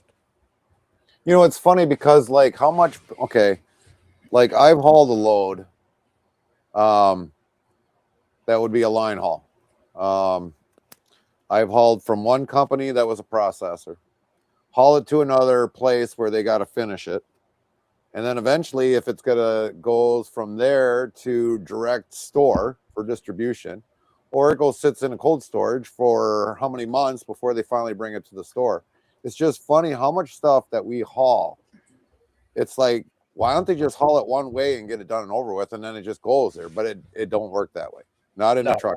it don't work that way. Like there's parts for Ford Ford and the different automakers in the states that'll cross that border 7 times before the truck is finished. It'll cross through either the Blue Water Bridge in Sarnia, through Lansing, Michigan, or Detroit. It's craziness. Like, how would you, when you really think about it, that Right. stuff happens? Right. And even as truckers, it's the same thing. It's like you look at it like, I'll say in reference to you, if and what you carry, if you're okay with it, meat, Yeah. right? Your Yeah. meat, your Yeah. your meat, your meat is The meat, brought. the veggies, and all anything food related, pretty much. Okay, yeah. So I'm just not trying to make reference at your company. I'm just Right. saying in general, right? The farmers will send the cow, the pig, from their farm to the processor in a Yep. cattle wet trailer. From the processor, it would go to a big warehouse. From the big warehouse, it'll go to the grocery store warehouse. From the grocery store warehouse, it'll go to the grocery store or the small independent grocery. Well, and even more so, there's a lot of work that goes involved that is involved. You start with a cow, but the end result is beef pies. Yep. So the number of steps that cow has to go through in order to become a pie, that's a lot of movement. That's a lot of miles. Yeah. A lot of Yep. different processing. And it can't Yep. all be done in one spot or two No. spots or three spots. It's No. multiple movements that product has to go through. No. No. But I basically use that as a reference point where the number one thing that's talked about on Gary's channel around the trucks, or people have talked to me that Gary's host about, is emissions. And basically, it's why the Trump administration is basically trying to step away from California and say, well, hey, farmers and truckers are essential, so let's dial it back on their emissions. Yep. Because the more of the emissions causers is the Boeing 737 that's flying a whole bunch of people, or the private jet that a celebrity is using, than a truck. And emissions is causing a lot of the failures, Yep. being too dialed up, causing the breakdowns, causing the losses.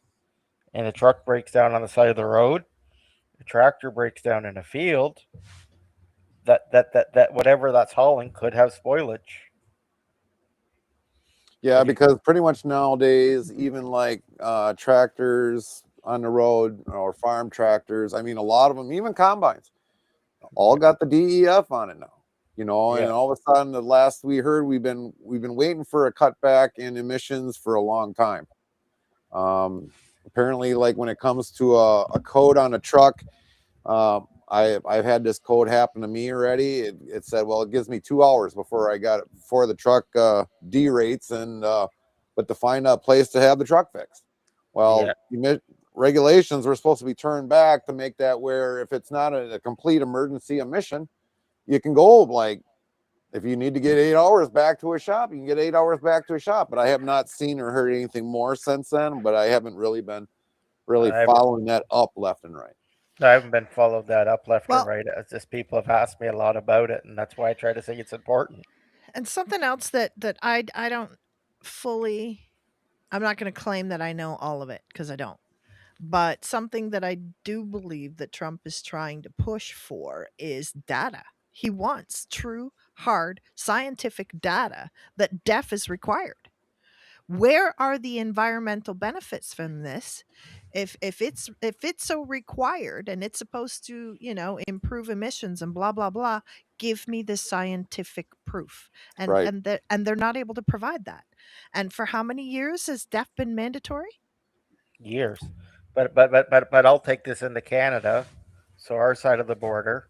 Okay, the number one argument that's going on about truck manufacturers is that if Euro spec emissions don't use DEF and they use other stuff that instead of it, and they run cleaner, and they've been mandated as cleaner, then how come Euro spec is not accepted as as a acceptable engine in our countries?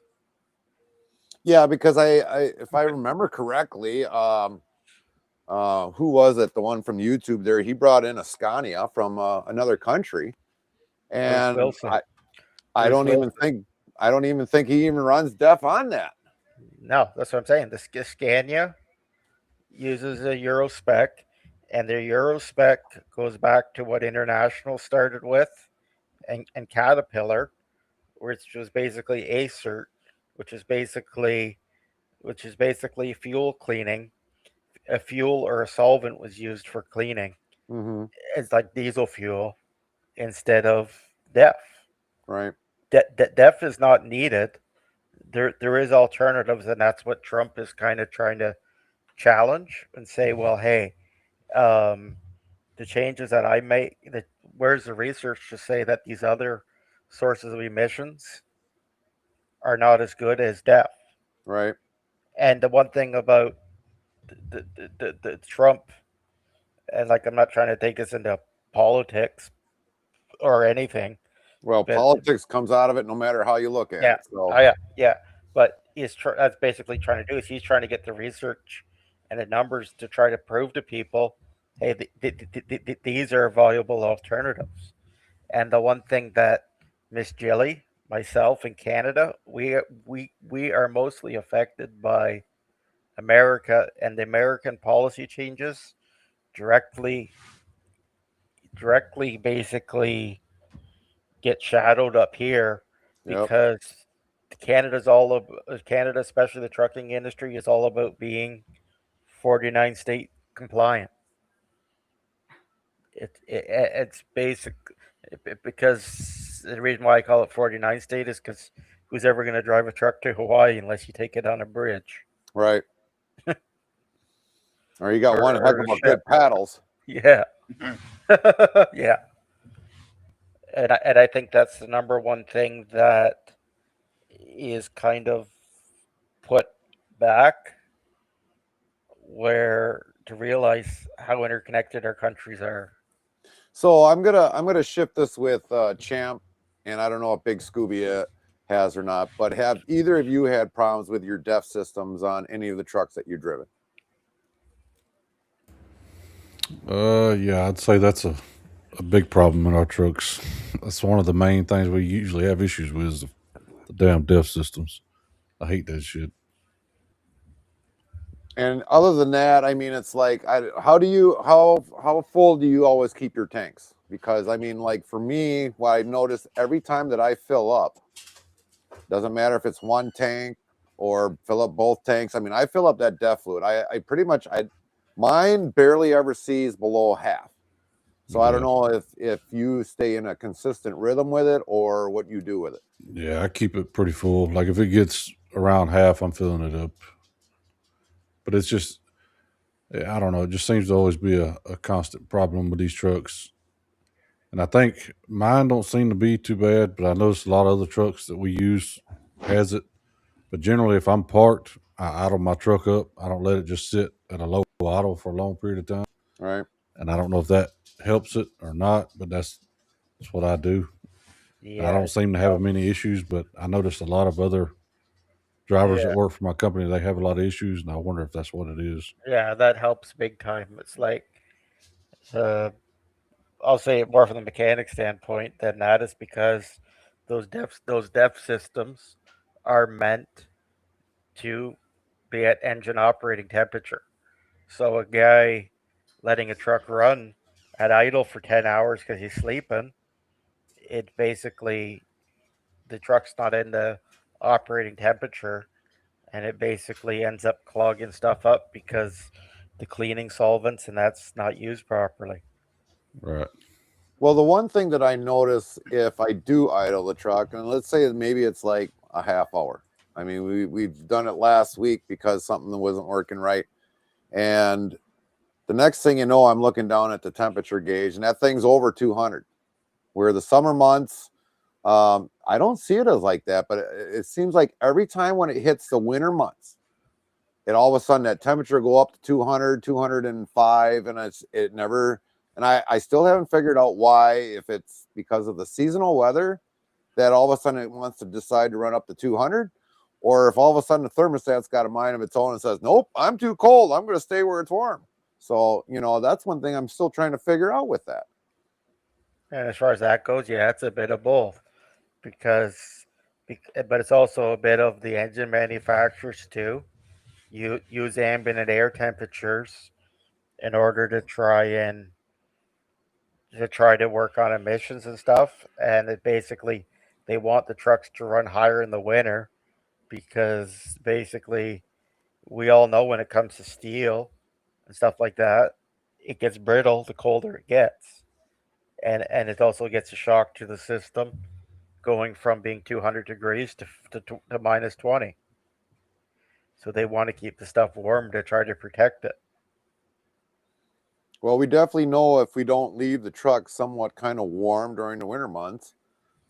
We've had it where all of a sudden we come in, we pop open the hood, next thing you know, we notice we're like a gallon shy, and then there's like a big old puddle underneath the truck because the material contracts and expands and all that stuff, and it seems like it contracts when it sits in cold. That's why I was sending you a message. It's like, is there an aftermarket thing that I can find to prevent all this? Yeah, that's basically what I said. It's basically what you're finding is basically I think it's the EGR coolers and the coolant passages and stuff like that, where they basically have it set up that the rubbers and stuff like that are used in them don't like the expansion and contraction with heat, because the heat kind of expands the stuff and thickens it up, and then it basically swells and causes a leak. And there's stuff that people have done because of it, but it's also just as much of a Cummings problem for not having a better quality material and a bigger overflow tank so that people can let the stuff expand. And that's one thing I've talked to Cummings about personally. But talking to these engineers, they know better than a lot of us that have years of experience. Right. Yeah, because I know when I pop open the hood on mine, every time I look at it, it's like, why the hell didn't they make a bigger reservoir tank? Because it's like all of a sudden, like when it's running, then all of a sudden I pop open the hood, it's like the thing is about ready, almost like a half inch of out from the top of the opening, and it's just like it's about ready to blow out, or flow somewheres, and it's just like, why didn't they have another place? But I usually know there's some people that'll put an exterior tank on, so that they don't have to sit there and worry about it. They'll run the hose all the way from the reservoir tank all the way to the back, and then they'll have it mounted on the back of the cab, and they'll have it a little bit higher, 2 feet higher than the existing one. So in case if it does need to, blow off something, it can flow in there for an extra flow. But then all of a sudden, if it gets too low, it'll siphon that right down into the tank. But I don't know. It just seems like the way some of these programming on these trucks nowadays, it's just, it affects the emissions one way, and then it affects the emissions the other way, and then it just affects the truck overall. Yep. Yeah. That's basically what it is. And I think that's our number one challenge is the changing of the equipment. That it's also why I say to a lot of people it's better to be company drivers than owner operators. But now companies want the owner operators because it's less of a hassle. And that's why, like what Champ was saying earlier about lease purchases, or you know, they're basically a scam for basically people that have no money down or have uh, poor credit. Not to be judgmental, to own trucks, because the company doesn't have to be responsible no more for the driver, just filling it with whatever loads that they want because they know the driver's got to take it to make his profit. Right. And with some of that, it might be loads, believe it or not, that might be something like the company don't want to haul because all of a sudden they know there's, let's say, well, there's whole loads that we haul that go to Detroit area that all of a sudden you get there, you got a 6 o'clock appointment in the morning and you're not leaving out of there till 6 p.m. So it's like it might be loads that, that they want to give the owner operator that might be a hassle to the company. Yeah. I mean, A lot of it is Walmart like does that crap all the time. Yep. A lot of it does that because they know that an owner operator, especially one that's struggling to make ends meet, has to take those loads or otherwise he doesn't have a paycheck. Well, Walmart now is using 60-foot trailers and they're not paying the driver a penny more. Yep. Instead of pulling 53, they're pulling 53-foot trailer. They're pulling a 60-foot trailer and not getting a dime more for it. It's You mean to using tell more me they fuel. got the 60-foot in Canada now? Yeah. Yep. Yeah, We because haven't That's seen them here Walmart. yet. this That's Walmart. because but Walmart in the States is going for it too. But the 60-foot trailer was designed for FIRMA. It was designed for or I'll say FIRMA, but it was designed for national disaster. So basically meant, if you got a hurricane or you got a forest fire, that would go to a warehouse and get loaded in order to get the amount of freight to haul the situation faster. Because and then us as the truck driver would get stuff like exemptions of hours of service or the ELD to say, well, hey, you can run. Here's a tag for your truck. You can run 80 miles an hour down to the Carolinas or Florida to help them because they got a hurricane. And if that took you 20 hours to do, because you're leaving Wisconsin, go for it. Well, same as like if you're Yeah, hauling livestock. yeah. You, That's basically the same. Or like, hey, when I got it for COVID vaccines, I would get from Esta in Toronto COVID vaccine going down to the Women's Hospital in Halifax, and the Children's Hospital, where I could run that 15-hour trip, 16-hour trip at like 120 kilometers an hour all the way down there and go to sleep, get a load going back up to Toronto for their hospitals. And It's the basically one thing about COVID, and it's like, so getting back to the lazy man job, if the lazy man's job being a truck driver was so easy nowadays, I mean, if we were running under COVID days again, I think there would be more safety on the highways than what there is now when you got cars on the highway. Because like I said, like last week, I mean, somebody couldn't damn near cut me off. I could have literally clipped them and thrown them in the ditch. But I mean, during COVID, oh heck, I mean, it was like you felt like an outlaw being out on the highway when there's nobody there, nobody.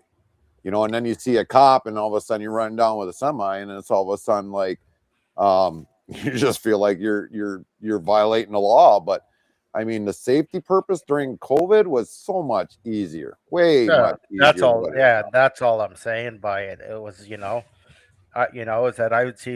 I would go to Quebec and I would see the QPP or Ontario. I would see the OPP or Nova Scotia, Nova Scotia, New Brunswick. I'd see RCMP. You'd pull into their stations where they're doing your border checks, and they would say the guy would see the sticker. You'd roll down the window for 2 seconds. The guy said, "You seen your sticker?" The guy goes, You're running vaccine, or you're running hand sanitizer, or you're running medical something." Yep. Let's see your paperwork. See you later. Have a good day. Right. Or you get pulled over for speeding. You'd hand the guy your bill of lading. He would say, "Hey, you're hauling that? Yeah. Be safe." And he'd be safe, and he'll go and let the next speed trap know. But I think that is unfortunate. What I think is unfortunate that the stuff that was for emergency purposes or to help the people is now being used like corporations like Walmart and other things. Like, why should Walmart be allowed to use the same trailer that's used for national disaster relief? Right. What makes Walmart so special? Right. Well, you Because know, just having that 7 extra feet on there. I mean, we've been, here in the U.S. I mean, we've been hearing about the 60-foot trailer for, I don't know, it's probably been going on 5, 6, 7, 8 years now. They haven't done nothing about it for the most part. I mean, I don't know. Do we really want to haul a 60-foot trailer? Not really. I mean, look at some of the places that I go to. That I got to back in, a double back in, to just get in the dock, and all of a sudden it's like, well, now I'm going to have 7 more feet sticking out if they want to go to a 60-foot trailer. well, that's why I say, and it's also stuff like the European trucks coming over. It's like, and that's why some of these emissions challenge are, because the European trucks or the cab over. Why did you have them back in the day? Okay, you had the cab over because of the length law, Yep, but you also had the cab over because of the highway systems were not major 4 lane. The trucks were going more through cities. yep, Well, and the roadways are much narrower in Europe than they are over here. Yeah, but America was like that too. yep, When America 20 years ago, before the ICE system really booted off 30 years ago, it was a lot of single lane visits. And if you look at stuff like say Route 66, that's now been swallowed up by mostly the I-40. That yep. used to be a lot of 1 lane towns that you used to go through, and a trucker used to stop in that 1 lane town to get his fuel, to get his food, to get his sleep, and continue. And avoid the weight scales. Yeah, and avoid the weigh scales. So the thing about it is that those European trucks do have their place in Canada or the U.S.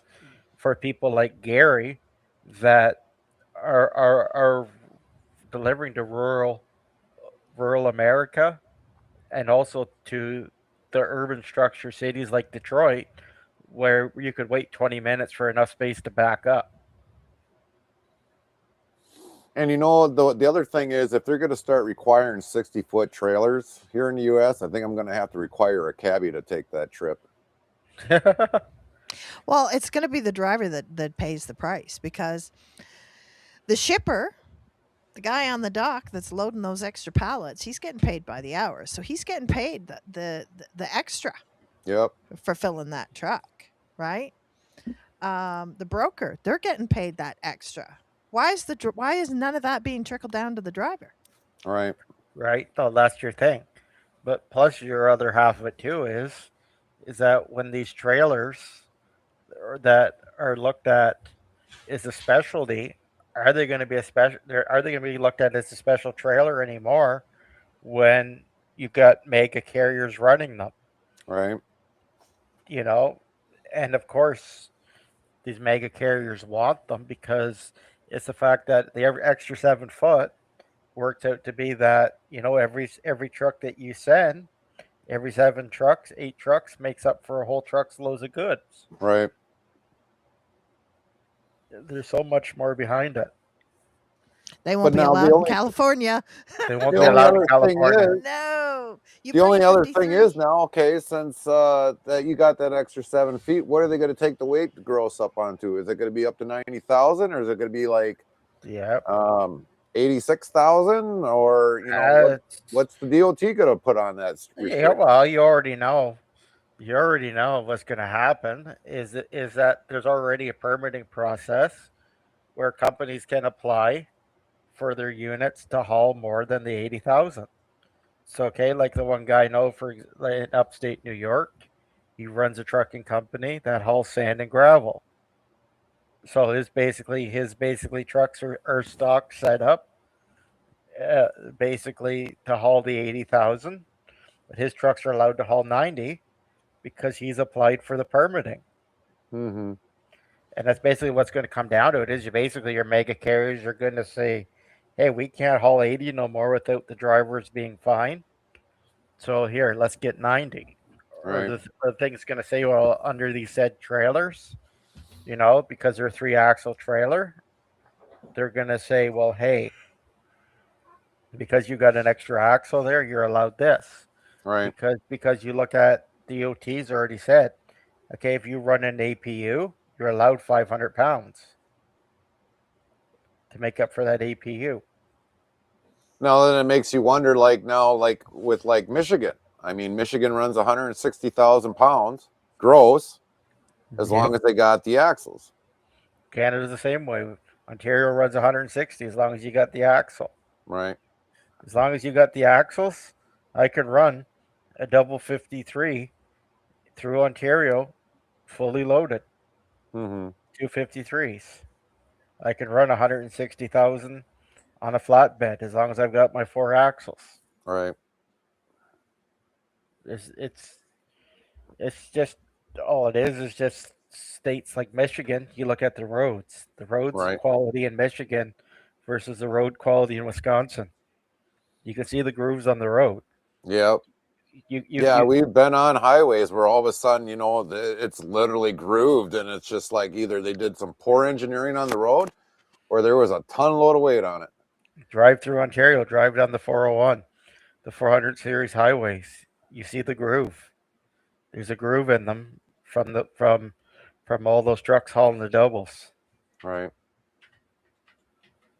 That's basically what it is. And but but the government will take it because if I'm paying because I got to pay if I got to pay double the price to haul 160 over 80 on my plate every year, hey, that's more money. Right. Unfortunately, money talks. Right. Well, if it's based solely on weight, like let's say gravel and all that other stuff, then yeah. I mean, if you can get another couple extra tons, on the load and you've got the axles for it, great, you can do that. But when somebody comes in with like a dump box that's only got really 2 axles on it, I mean, it's probably like maybe like barely a half a load. It's not, the money is not going to be good for him compared to a guy that's actually hauling something with 8 axles with a dump on it. No, but unfortunately, that's basically what it came down to. It where people are going. There's a guy with 2 axles going to load 80 and his trailer splitting, and it's a safety issue. Mm-hmm. But it's safety issue versus money and profits. Now that's something that my roommate is coming into issues with over the past couple of months. Now he works for Herb Transport, so he's hauling a reefer. Yeah, Um, I know them quite well as well. and he's mainly doing the eastern seaboard, and he's going to a shipper getting his trailer filled up. He's going through the scale, and he's anywhere between 4, 5, 6, 800 pounds overweight Hmm. Yep. Yep. consistently. Consistently. Consistently. And it's Consistently. and he's he's talking to dispatch and saying, what the hell, what Consistently. the hell, you know Consistently, because yeah, what the hell happens is that the shippers do not check what Right. they're putting on the trucks. The no, shippers will just load the trucks up and until you're at the last place where you can put a strap in the trailer. So basically means if you haul a load of lobster and you haul a load of beef, they've got 2 different total weight per skid. But the guy will max out the skids and say, "Well, hey, you're hauling beef, or now you're hauling lobster." So so so instead of the companies saying, "Well, hey, here's $25 for the scale. Go scale your truck instantly." The guys are driving down the freeway, and at that point, it's too late, and the Right. driver's dealing with the overweight ticket. Well, here's one of the things that I noticed big time that has changed over the years is before they even loaded the product onto the trailer, they would weigh the product before they put it on the trailer so they exactly knew how much weight was there. Now I think most times it's just mainly a guesstimate, or they weigh it, but they don't figure, might be on the bill of ladings, but I mean, certain Now, trucks weigh differently. I mean, Volvo's at just the tractor alone is about 21,000. Maybe it's gone up to 21,600 pounds. yeah, but here's well, also here's all the thing about companies like uh, some of the companies that haul the reefer. They've got a variety of trucks too. Some of them have the W900s that weigh more. Yep. yep. Some of them have the international the international pro stars that weigh less. Yep. Some of them have the Western stars that weigh more. Right. Like the difference between a load that you can haul with a W900 that you can haul with the Lone Star is about 5 to 7,000 pounds on that load. Right. And the 5 to 7,000 pounds on that load can be a difference between my load is road legal, my road is not. So I've seen a guy pick up a load out of a dock with the Peterbilt 389 or W9, and the guy's got to run the truck at half a tank of fuel in order to be legal on the road. Well, yeah, exactly. Exactly. You know, you don't want to be doing that if you're going across Canada because you might be, No, you know, no, you're gonna no. run out before you get to a new fueling station. I've hauled across Canada for years, but that's your whole thing. But your other problem is too, is that the shippers and the companies don't tell the driver, well, hey, this load's a little bit heavy, so make sure you only fill your truck up to 3/4. So the poor guy fills up his truck all the way, and then he ends up getting a ticket at the scale house. And he Yep. put out a Or service. basically hauling beer. I mean, I've had that where they Yeah, say you're hauling beer, and the next thing you know, it's like, well, you can only fill the truck up only half the tank. I'm like, screw that. It's like I'm yep, gonna fill up the dang tank right away, so you put less on.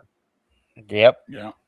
yep, yeah. But that's like a prime example, and that's why I've said to a lot of guys, where the companies have scales, and some of them have scales built in the dock for the overall weight. I tell them, you know, fill up your truck fully. Make sure everything is full. Make Right. make make make make sure your fridge is full of beer. Well, not beer, but you know what I'm saying. Yep. Make sure you got Cases. The everything. other beer. Water. Yeah, yeah, Cases of water. yeah, but that's what I'm saying. But I try to be funny. But I try to say, make sure you've got everything you need in that truck, and that truck is ready to rip when you pull out. So Right. so that way, then when I'm going across the scale and I'm 35,000 pounds, well, the guy can only put 45,000 pounds in there, and I'm good. Because otherwise, if I'm sitting there and I'm in a W9 and I'm got half a tank of fuel, and my truck weighs 35. Well, by the time I go fuel, I'm over. Or I'm in a light truck. I've seen a guy put 50,000 pounds a lobster in the back of a truck because he's got half a tank of fuel. So I go fill and I'm over because the shippers don't understand the difference between driving a Lone Star and driving a W9. They don't understand the difference between hauling a Great Dane trailer and hauling a generic reefer. Utility or any of those other reefer units out there. And every single combo's got its own tar weight. That's max filled up and whatever, because you have a truck with 300-gallon tanks. The weight on that truck is different than a truck with 250-gallon tanks. And that's why I just find it interesting, because then nowadays it's not even the shippers themselves are not even really work for the company. A lot of times it's a lumper service. Right. And a lot of times you go into a door and you're said, hey, Capstone Logistics is loading you. Or one of them. Here's a com check for them. Right. Write them a com check for $1,000 to load up my load of lobster, or my Right. load of beef, or my load of Campbell's soup, or whatever it is. So that's the thing about it. So a guy is basically sitting there and he's guessing on what you're hauling for a truck, hauling for a trailer, the weight of the load, because instead of a guy sitting there and weighing out every single pallet or every single skid that he puts on that pallet, he just grabs 5 pallets and the shipper just says, hey, this pallet of beef has a 500-pound average. So he's just going 500 pounds, 500 pounds. Well, what happens if the shipper got a little bit happy at the processing plant and he put 11 pounds in every single tube of beef instead of 10? Right. So then it's 50. So in the 50 tubes that's in there, all of a sudden your scale has jumped from 550 to 550 from 500. Right. and that adds up over 50 feet, 53 feet, whatever. Well, But the they're other paid. thing, They're paid by the the other thing I hour, wanted so to they don't ask, care. No, that's what I'm saying. They're paid by the hour. They're They don't paid by the care. hour, so they don't care. They're No, getting their paycheck, they don't and care. they're not the one on the hook. No, it's about doing the least amount of work for the most amount of pay. Yep. so the other question was is that Lone Star brought up, and I guess I'll ask this one to Champ. Is there anything that you've delivered that require a lumper? I mean, granted, I get lumper stuff all the time. Some of it it goes under a relay code or something or another, is if it's provided by the plant. But just wondering, have you had anything that where you delivered that required you to have a lumper fee? No, I'm in the LTL side, man. I'm all drop and hook pretty much. I go terminal to terminal. I don't deal with loading and unloading. Oh, so you just do line hauls, basically. Right. Yeah, I'm on the line haul side. Sometimes I think that's what I should just do is go into something that just does line hauls, and I don't have to deal with constant, shippers and receivers, but just go into the terminal there, drop it off. See it, say, hello, Frank, how you doing? See ya. Have a nice day. We'll see you tomorrow or whatever else, and Yeah. then just deal with the idiots driving back, trying to get back to the other one safely. Yeah. Yeah. Well, that might be worth considering for you, Gary. And do it expedited as team, and then get Carmen to be able to drive with you. Yep. Well, that's basically why I was trying to say that. Basically, that's basically why I was trying to answer your question. Like I remember, like you had about asking your own DOT and stuff, and I was like, "Hey, it's worth it, if you and Carmen want to drive together, because I know Carmen's kind of in the same boat as Miss Jilly, where Yeah. Yep. where unfortunately these damn unless the companies are self-insured, there's a limited amount of companies that are going to hire you to start out, Yep. and or companies will say, well, hey, like I know a few people at Challenger, like one of the girls I know used to work for them for years as a distributor, because she's from Cambridge, and a lot of the people used to go to work for them because they knew, well, hey, I had a job out the door, so I'll pay for the training in order to get my 2 years experience. Yep. And that's kind of why I say, like, when the people come to Gary's chat asking about driving a truck, I'm like, well, hey, you got to realize, some guy goes, well, should I go to a company, or I should go to or should I just go to a school and pay the money? Well, I'm like, they both got the benefit. So somebody like, say, just trucking, Justin, he's always like, well, hey, the South Carolina lottery helped me, whatever, I paid $2,000, and that's how I started out in the industry. Well, I'm like, you're also lucky that your wife's dad was a flooring distributor, where he would give you a job right out of CDL school, and you could turn around and drive for him for a year before an insurance company would touch you at a reasonable rate. Right. Well, unlike the school that I went to is a TTSAO school, which is a Truck Training School Association of Ontario. So they worked with the government and have an association and a membership of carriers and insurance companies. So even with me having zero experience, there are 11 insurance companies that will hire me just because of the education that I have. However, carriers out there are oblivious to it. They're not talking to their underwriter and saying this is the education they have. They're just remembering those 500 pop-up schools in Toronto where the buy-offs were taking place, and people getting their licenses without actually having a proper education. So that's kind of where I'm stuck at right now. I haven't dated Yeah, and it's also since and my it, husband yeah, passed away, and I'm yeah, contemplating, geez, maybe I should find a trucker boyfriend and drive team with him, cuz yeah, at the rate that I'm going, I'm not going to be able to do long haul. I will have wasted thousands and thousands of dollars for an education that I can't use. yeah.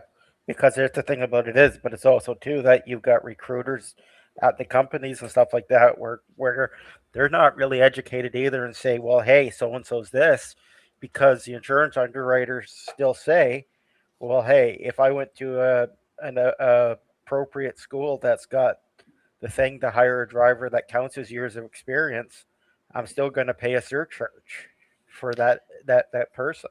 Yeah. Yeah. Well, and here's what's happening is the number of carriers that are registered with that TTSAO. Herb is one of them. Yep. Now, I've been referred by my roommate to Herb. The head office is in New Hamburg, which is really close to me. Yep. Baden office is also really close to me. I've applied at 4 of their different locations with the willingness to relocate, even up into, God's country way up north. Yep. And they have a training program. The thing is they're not utilizing it. No, The a lot of the them don't. Baden office alone, the Baden yard alone has 11 trucks parked. They don't have Yep. drivers for it. Well, Yep. why the hell are you not using the program that you claim to have to train drivers to drive those trucks? They're just choosing not to do it. I applied for another company out of Puslinch, which is not far from here, and it would qualify for just being on the fringe of the GTA area. And they're foreign owned. And I told them about, the TTSAO school, and I asked directly, what insurance company are you looking at? Because like it's a matter of public record. I can Google it and find out exactly who their insurance company is. Yep. And they said, well, it's Fenchurch. And I said, well, I do believe that my education qualifies me to be insured by your company. He goes, well, I don't know. He says, you call them. So I actually, but I have my background is in business and finance and marketing, Yeah. so that's my wheelhouse. Go, and I got no problem talking to an underwriter in an insurance company. So I did. I actually got to talk to the underwriter at Fenchurch in downtown Toronto.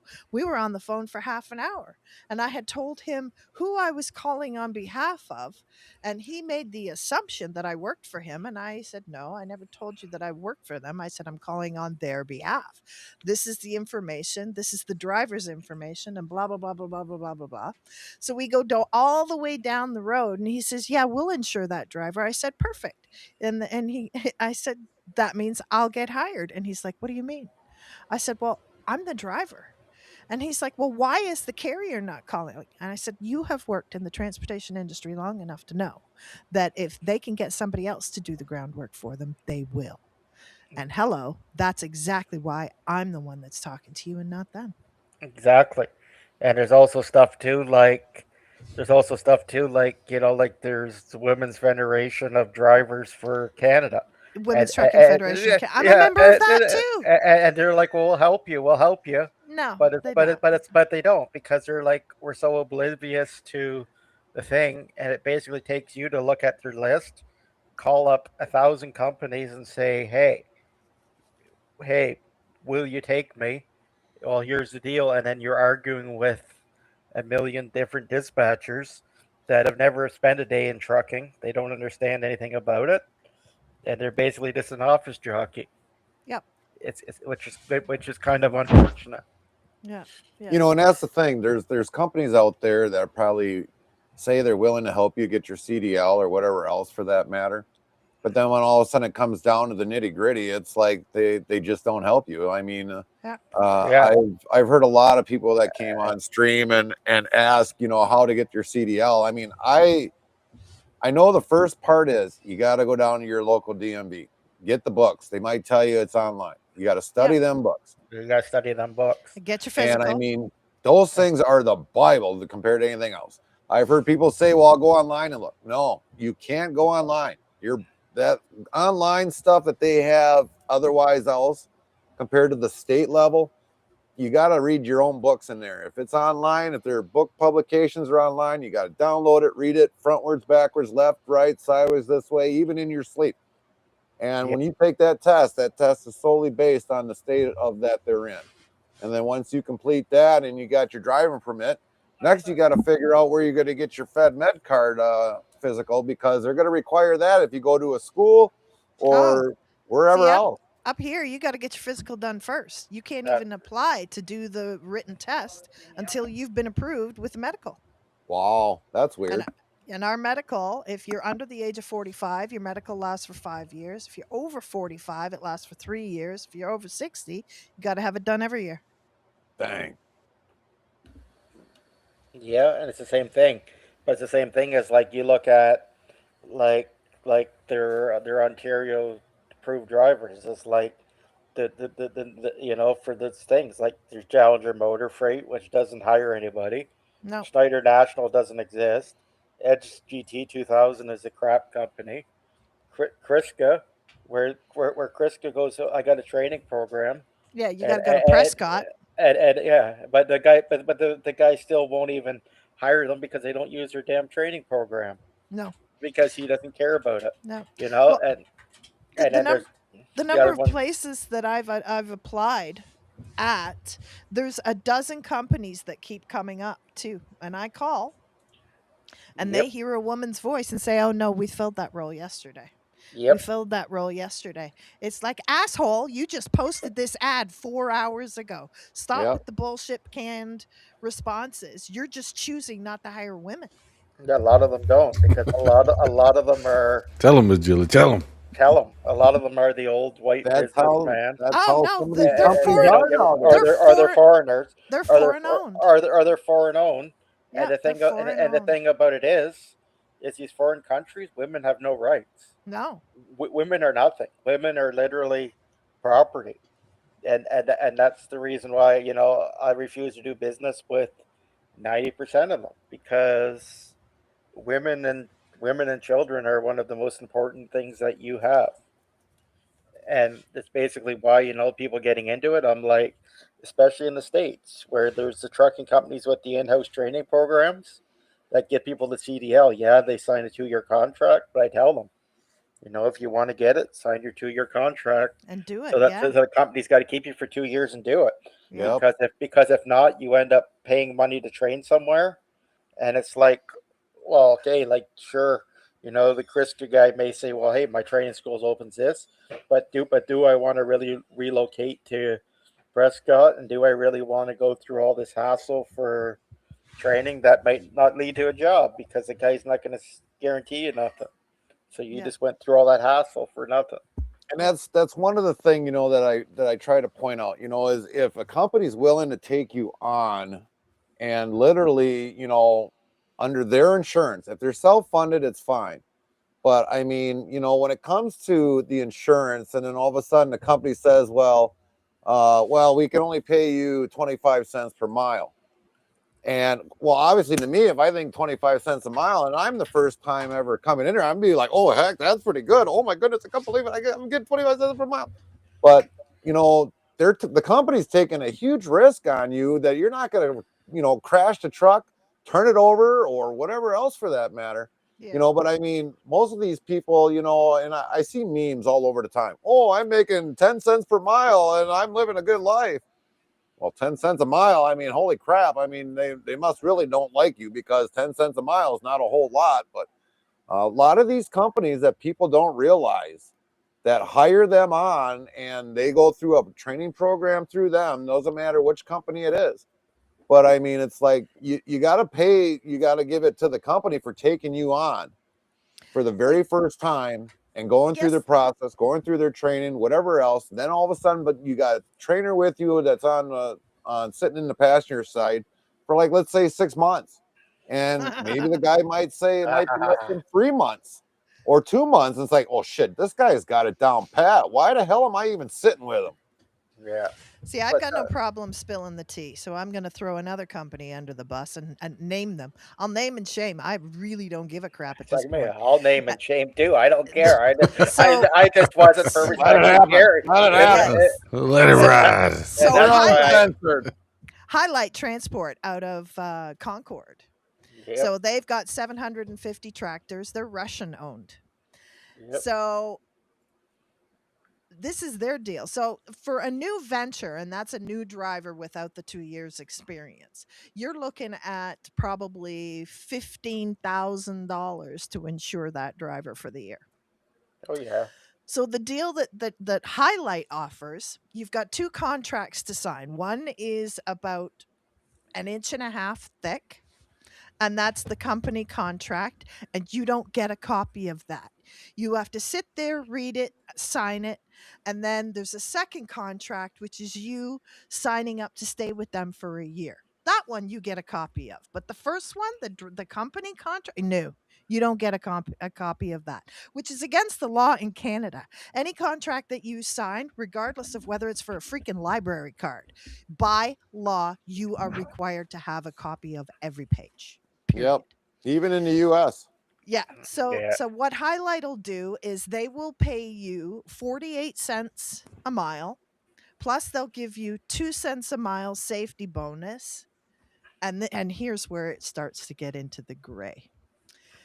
Because you're a new driver, you have to pay them every paycheck $150 for the insurance deductible, because if you have a crash, the deductible on that crash is going to be $3,000. So every pay is $150, assuming that you've had no accidents. So yes, you get a 2 cent per mile safety bonus, but you have to pay $150 every paycheck for the insurance deductible.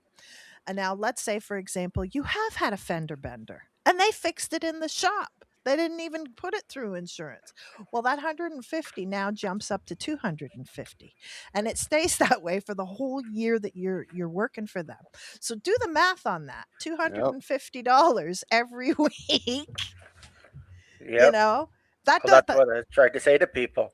Is that these guys will hire you, but they don't look at you. They look at you. Well, hey, your profit. ET Transport in yeah. Toronto. That's another one. He'll say to the guys, "Hey, you owe $200 a month, $200 a pay for deductible, but hey, I'll put you on my in-house insurance." Yeah. Right. Well, I'm like, is it worth it? No. And that's kind of why I try to say people coming into the industry get the royal screw, because they're basically taught like whatever. And that's basically why I try to say to people, like, somebody asked me about the states and they're like, well, rural contractors offered me, hey, if I sign a 2-year contract, they'll train me for free. And I'm like, great, but look into it. But also take into account, well, hey, at least if you got a 2-year contract for the training, they've got to employ you for 2 years, Yeah. and you've already got your 2 years of experience. So at that point, if I want to go to the Kenworth dealer and buy a brand new T680 and not lease purchase, because I don't believe in lease purchase, even though I understand why Gary did it, and that's a totally another subject. But Yep. at least somebody's got the ability to do that and get insured at a reasonable amount of rate.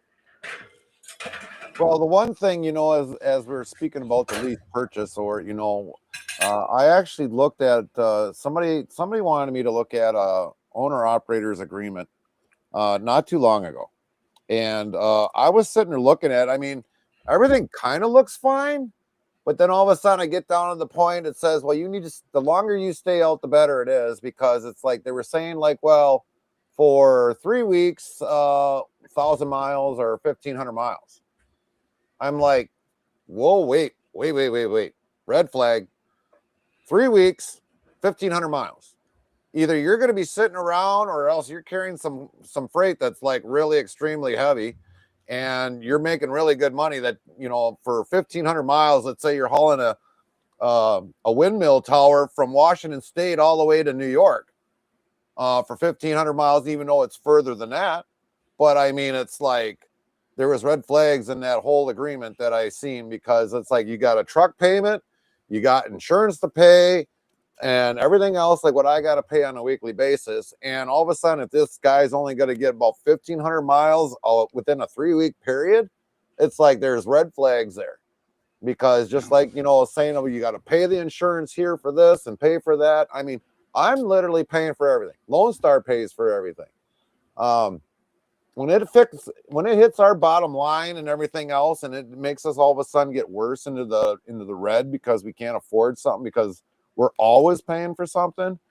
But I mean, just looking at some of these contracts that are out nowadays for, be your own boss, be your owner operator.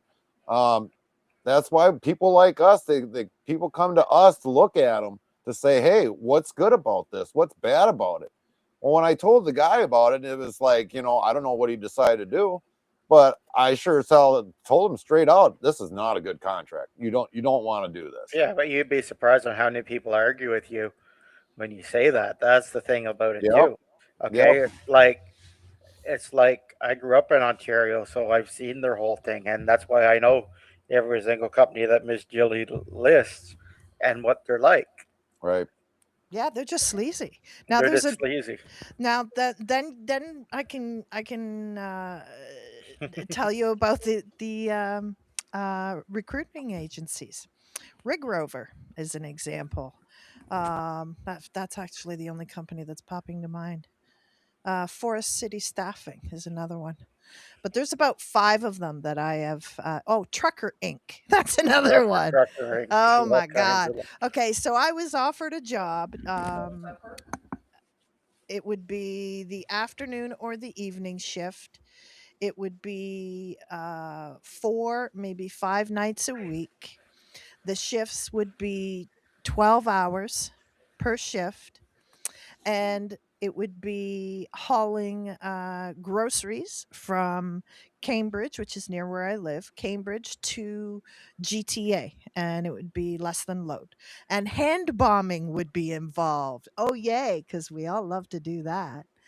Um, at multiple different grocery stores throughout the night in Toronto. Um, the pay was interesting. So if you did less than 300 kilometers, the pay rate was 78 cents. And then and then it went down in tiers all the way. So we did the math on what it would be. And it ended up our minimum wage where I live is $17.60 an hour. Had I taken this job, I would have been making approximately 12 or $13 an hour. Hmm. Yep, yep. Because the recruiting agencies and the staffing agencies are made to benefit the company and the recruiters, not the drivers. Yeah. Because the company's paying them a fee to have the driver and do it and put that driver under their insurance. But instead, they're taking the big profit and screwing the user. Yeah. and Right. and and that's why I've said stuff to people, like a lot of people that got their CDL. I'm like, apply to a construction company, apply to like the contractors for snow removal and the road maintenance and that, because they're more open to take the new people, because people won't stay in that long term because of the fucked up shifts. Mhm. Pardon the language, but See, at and I least would prefer to work nights. but at least I say, at least you're going to get your years of experience. Yeah. And that would, then when you call a good trucking company with a half decent ad and say for looking for a team driver or something, become a team driver for a year with somebody and learn, Yeah. and not get the screw over. Yeah. Yeah. Well, Champ can get involved, and Big Scoop can get involved with this. But between all of us here, what would you rather drive? Day, nights, afternoons, evenings Nights. into the mornings? What do you all want to drive? I mean, obviously for me, I don't get a really much of a choice. Whenever the load's ready, and if we can haul it, we're gonna haul it no matter what. If it's day, night, afternoon into the night, whatever, it don't matter with me. Yeah, absolutely. I would prefer to drive at night. I do my best sleeping between 6 a.m. and noon. Night. I like night because at night you don't have to worry about the traffic as much. There's less cars on the road. Yeah. There's less boneheads, and it's the fact that if I can Yeah. is that if I can go on the interstate and I can, or a high freeway, I should say, or a highway. I try to Americanize myself because it's mostly an American panel. You know, you know, no, because just a lot of people don't understand Canada unless you're actually here, because it's a totally different country and it's a totally different layout because of the speeds and shit like that. But it's like, if I look at it, it's like this. Okay, if you go on the freeway and you're getting paid X amount of dollars per mile, because up here we get paid per mile even though it's in kilometers. But at least if you could set the cruise at 60 miles an hour, at least, and you're going through a city like Toronto and not dealing with gridlock, that's a lot better than sitting in Chicago and you're dealing with bumper to bumper traffic, Yeah. right? So Yeah. it takes Mhm. so it takes you 3 hours to move. It takes you 3 hours to move 10 miles Yeah. because you just made 25 cents in the Yeah. last 3 hours, and then that's why a lot of the people go, well, why do truck drivers drive how they do? It's like because you're getting paid by the mile or you're getting paid by the load. So anything that's holding you up from getting the other side is costing you money. Yeah. So let's I drive at night. I haven't always driven at night, but I do prefer driving at night.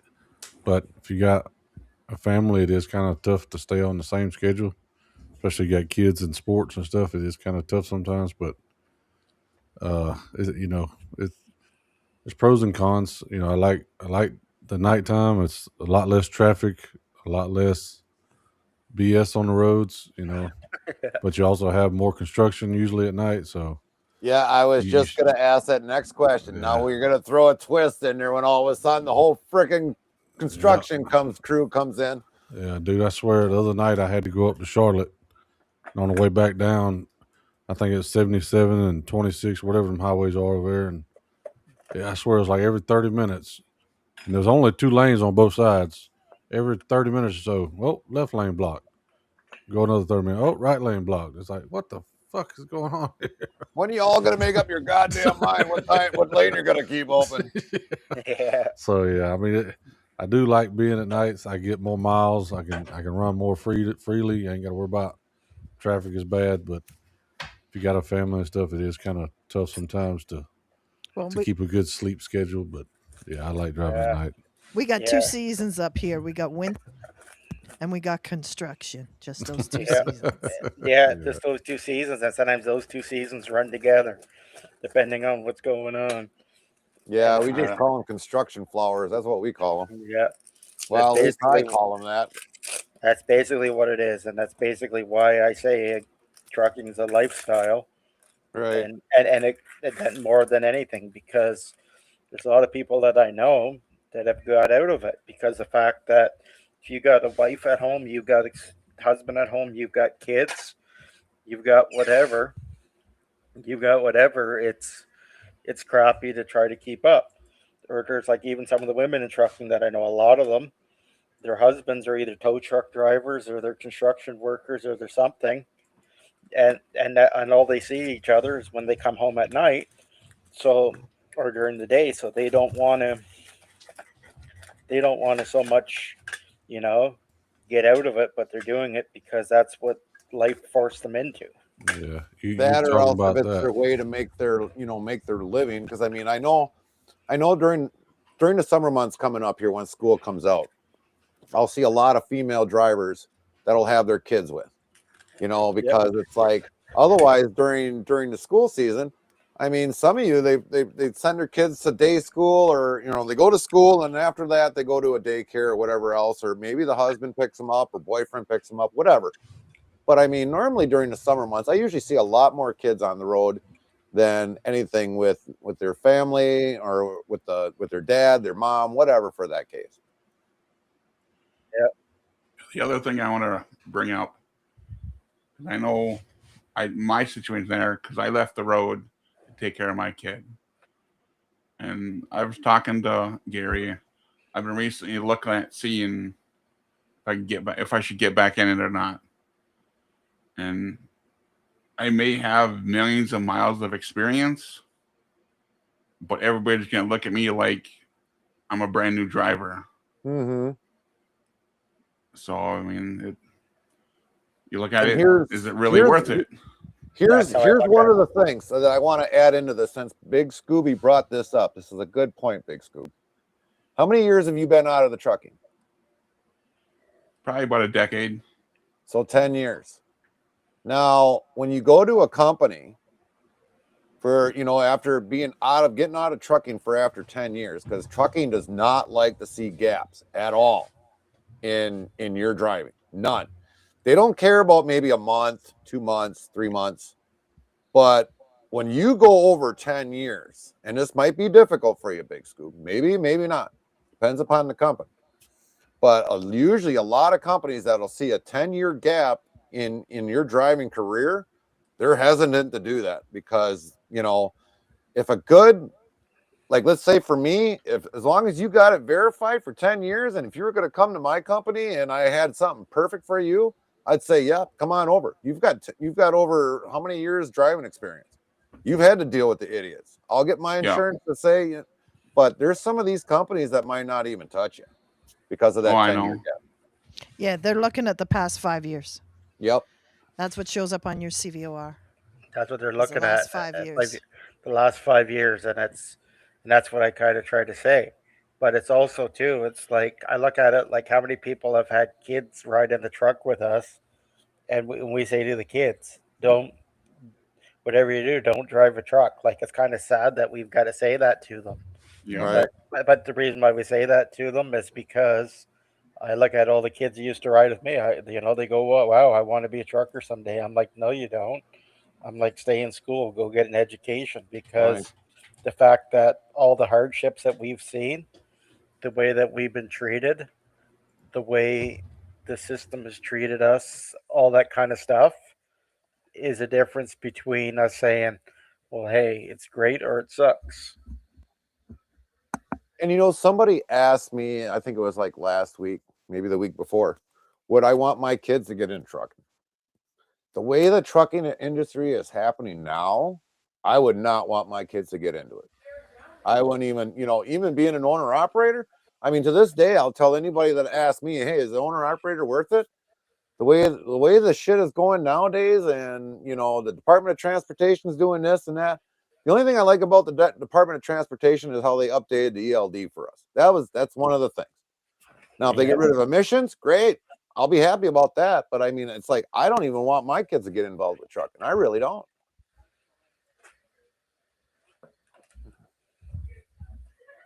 Well, especially with driver-facing cameras. My roommate is forever. Like, their cameras are supposed to shut off once the truck has been off for like 30 minutes, right? But When they he's in don't. sleeper berth. But they don't. No, and his camera is on 24/7. It's on 24/7. Yeah. It's like I know some guys at some companies or girls where their boyfriend came and or girlfriend or wife or whatever, Yeah. and Yeah. they came and brought them like the week's worth of food, and they'll be like, "Oh, you had a guest in the truck, or you were having activities, or you doing this, or you doing that," and it's like What the hell are you doing watching me when I'm in sleeper berth? I'm and not it's on like, the clock. but it's like, what the hell are you doing watching me and my personal life when I'm not on the clock? Right. And now there's one thing where, like Gary said, well, I don't want an 18-year-old on the road like Brady. It's like I started on the road when I was 18. I don't see anything wrong with an 18-year-old on the road, but it's more the 18-year-old needs his company and somebody to teach him properly on how to drive it. Yep. Because I look at a lot of us were experienced from the truck at a young age or around them. Like, because I started around them on 12. I just think the number one problem is like the invasion of Uneducated. privacy, uneducated, and the invasion of privacy. Well, in the sense of social responsibility, Yeah, our youth today versus, okay, you started driving when you were 18, maybe in the 80s. I was in 2000s. Yeah, 2006. I started driving, Yeah. but So even the youth then was different. exactly. I agree with that. The way of So life was different back then.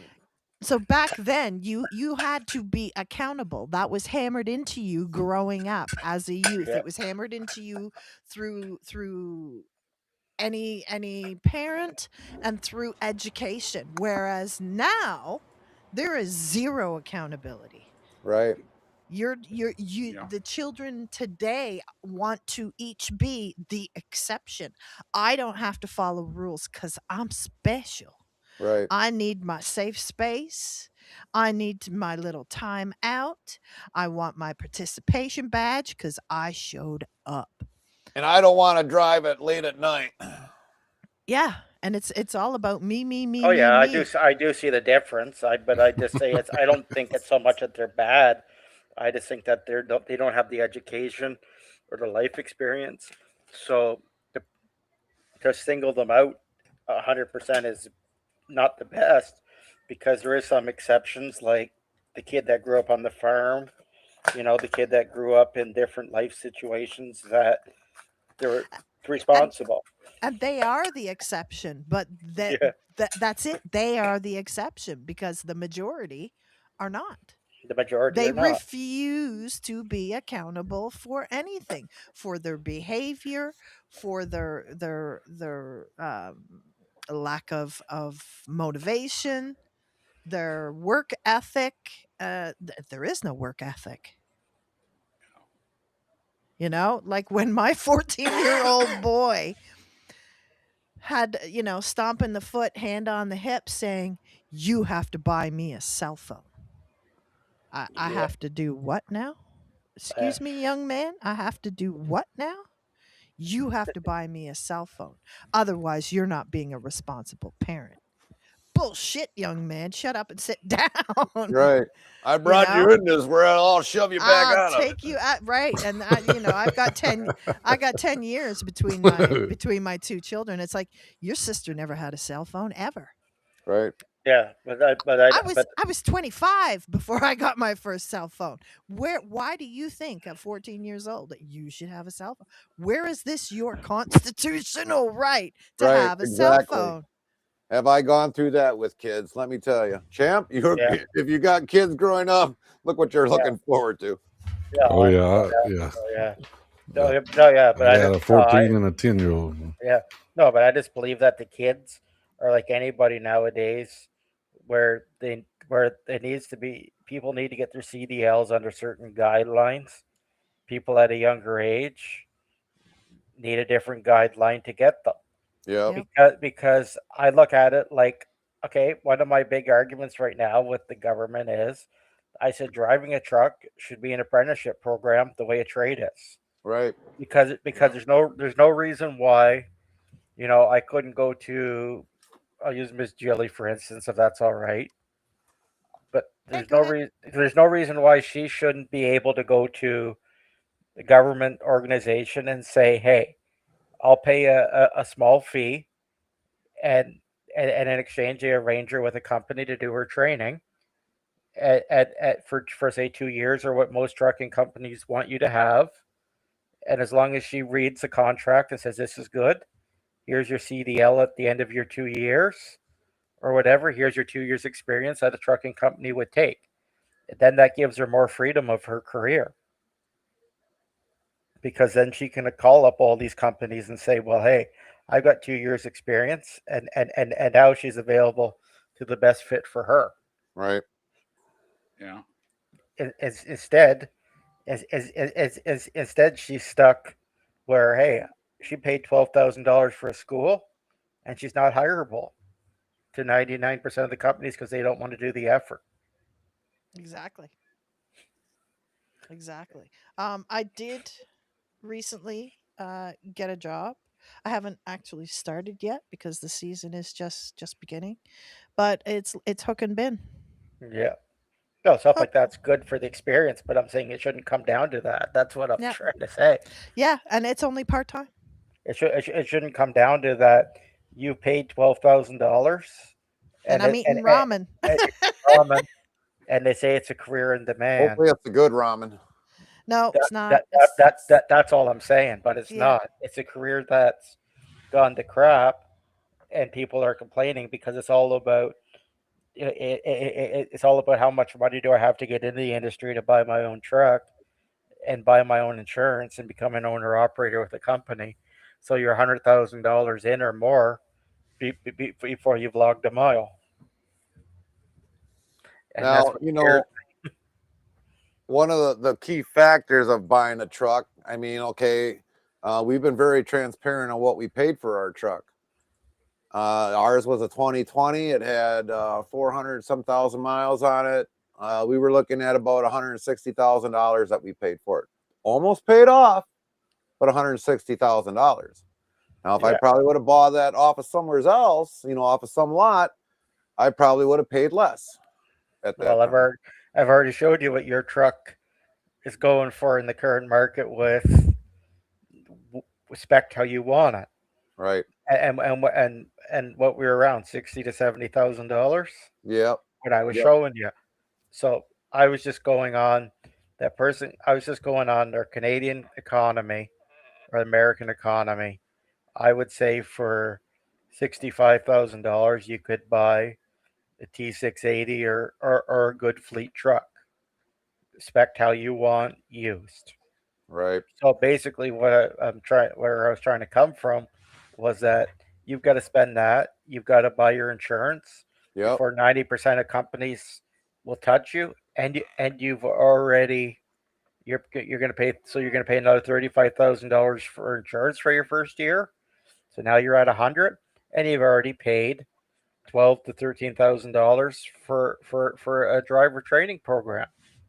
So you're $125,000 in the hole before you made money.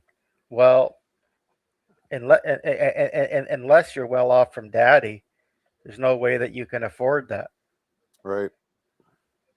or you're going into hell of a debt. Yeah. Well, a lot of people don't realize this when you get into, being an owner operator. The amount of debt that you grab right away, other than buying the truck, paying the insurance right away, getting your license plate, unless the company's providing you one. Any 2290 heavy pre-tax before, like if you're buying like it in December, because it's usually July, I think is when July or September or August, whenever it gets renewed. So you're paying that in advance. And then on top of that, the company wants you to, let's say do 2 loads a week, which ain't barely paying let's say $800, $900, maybe $1,200 if you're lucky. And then after that, when you get your paycheck, you wonder why you got like zero, absolutely zero. And like Miss Jilly, you're eating ramen noodles for the next 3 weeks, 4 weeks, 5 weeks until you actually get a paycheck. Yeah, but 2 years, Gary. 2 years I've been eating freaking ramen noodles. But that's all I'm saying. That it's unfortunate that it's like that. Now, as far as the companies go, hiring, with the loads for the owner operators, I understand why they say so little miles, because unfortunately, the loads have to pay an X amount of rate per mile before your bidder can say, hey, yeah, I'll take that, or I won't take that, because I know, well, hey, if a load doesn't pay X per mile, it's not even worth firing the truck up to go get it. And that's basically how these brokers at these companies are set up, where a lot of them bid from the stock market, and as well as their in-house customers. So, but there are a lot of their in-house customers for it. Like one company I did a lot of work for was Invista, where basically everything went out to the brokers, and the guys are sitting there undercutting the brokers at the companies, saying, "Hey, I'll haul it for this, I'll haul it for this, or I'll haul it for this," depending on where it was going. Well, and then you have owner operators that are foreign owned, and they've got 3 guys in the truck. Yep. I've How seen can that. you compete I've with seen that? that. And That's what they I'm stop. saying. They stop That's at the what truck stop and they peel off their CVOR numbers and their DOT numbers and use a piece of paper and some good old duct tape and slap up some new ones. Right. each How one of those do you guys, compete with that? each one of those guys got a magnet in the truck, and the guys can sit there and swap it. Yep. But that's basically why I say that as an owner operator signing onto a company or driver. It's why the companies are only offering so little amount of miles, because like say some of the guys I know from India, they can run freight for $1.50 US a mile, versus if it takes me 250, 90% of the companies won't deal with me, because 90% of the companies will say, well, hey, why do I want to do business with Hamster when I can do business with Muhammad Inc. for half price? Because all they're worried about is getting their freight to market or to the receiver than the quality of them doing it. So for a lot of us, and the good rates, it's more specialized than it is anything else. And that's why I said stuff to like you, Gary. I'm like, if you want to get your own DOT and stuff for you and Carmen to drive together, you have to have a specialized gig for you guys to do it to make it worthwhile. Because if not, you might as well sell the truck or or or or find another company to lease onto, and basically that's gonna be under your requirements, Right. and go get a bank loan and pay off your lease purchase. Right. Well, before all this shit just started to get into play here, basically getting my spanking for the constant safety things that they have. I mean, it wasn't where to the point that I was putting people in jeopardy. It was just that, with the CSA score right now being so low, they're protecting that CSA score so much as possible, because the company has never seen a CSA score so low in the history since the company's been there. But, after a while, thinking about, okay, if I get my own DOT number, am I going to have to report to the government just like the company does? Is Carmen going to have to go take a drug test? Be like, here, babes, here's a test cup. This has got to get sent in, and pay for all that. The requirements that the government's going to want with ELD and all that. I mean, am I going to have to deal with that? I'll have to deal with IFTA actually on my own, or else that's going to be something that Carmen's going to have to deal with more paperwork that she's not going to like to do. There's just so much more involved to it that just comes to the mind. Yeah, and that's why I said my point of view. It's not that I'm against it. It's just you've got to have a better opportunity than the current company. Not to bash anyone, to make it worthwhile. Because if another company were to say, well, hey, you get your own company, you and Carmen come on, and I'll give you $3 a mile, it might be worth it. Well, the last time I hired on with a company as an owner operator, I don't remember what it said. It was I think it was almost like $1.50. They said paid and empty. And I'm sitting there thinking, it's like, okay, $1.50 paid and empty. It's like, okay, after you sit there and you figure out the mileage, and then all of a sudden the deadhead, and then you figure out basically the fuel, I was sitting there thinking about it, and I'm like, you know what? I'm not getting that much far ahead. I just ain't. No. So it's like, you really, with people that, that have never looked at a contract and actually figure out, everything. And I'm glad people come to our channel, or, if I don't know, I'm glad that if you, Lone Star, if you're on, that all of a sudden it's like, I really can't answer that question. I mean, Miss Jilly had questions, and I was like, well, the best person to get in touch with would be Lone Star. That's more based his expertise, But if I know it, I'll absolutely honestly give you my opinion. But if I don't know the two jack shits about it, I can't give you an honest opinion. But that's why, a lot of this we're having this today is to figure out, for people that want to be owner operators and people that, want to become owner operators, this is the kind of shit you got to deal with.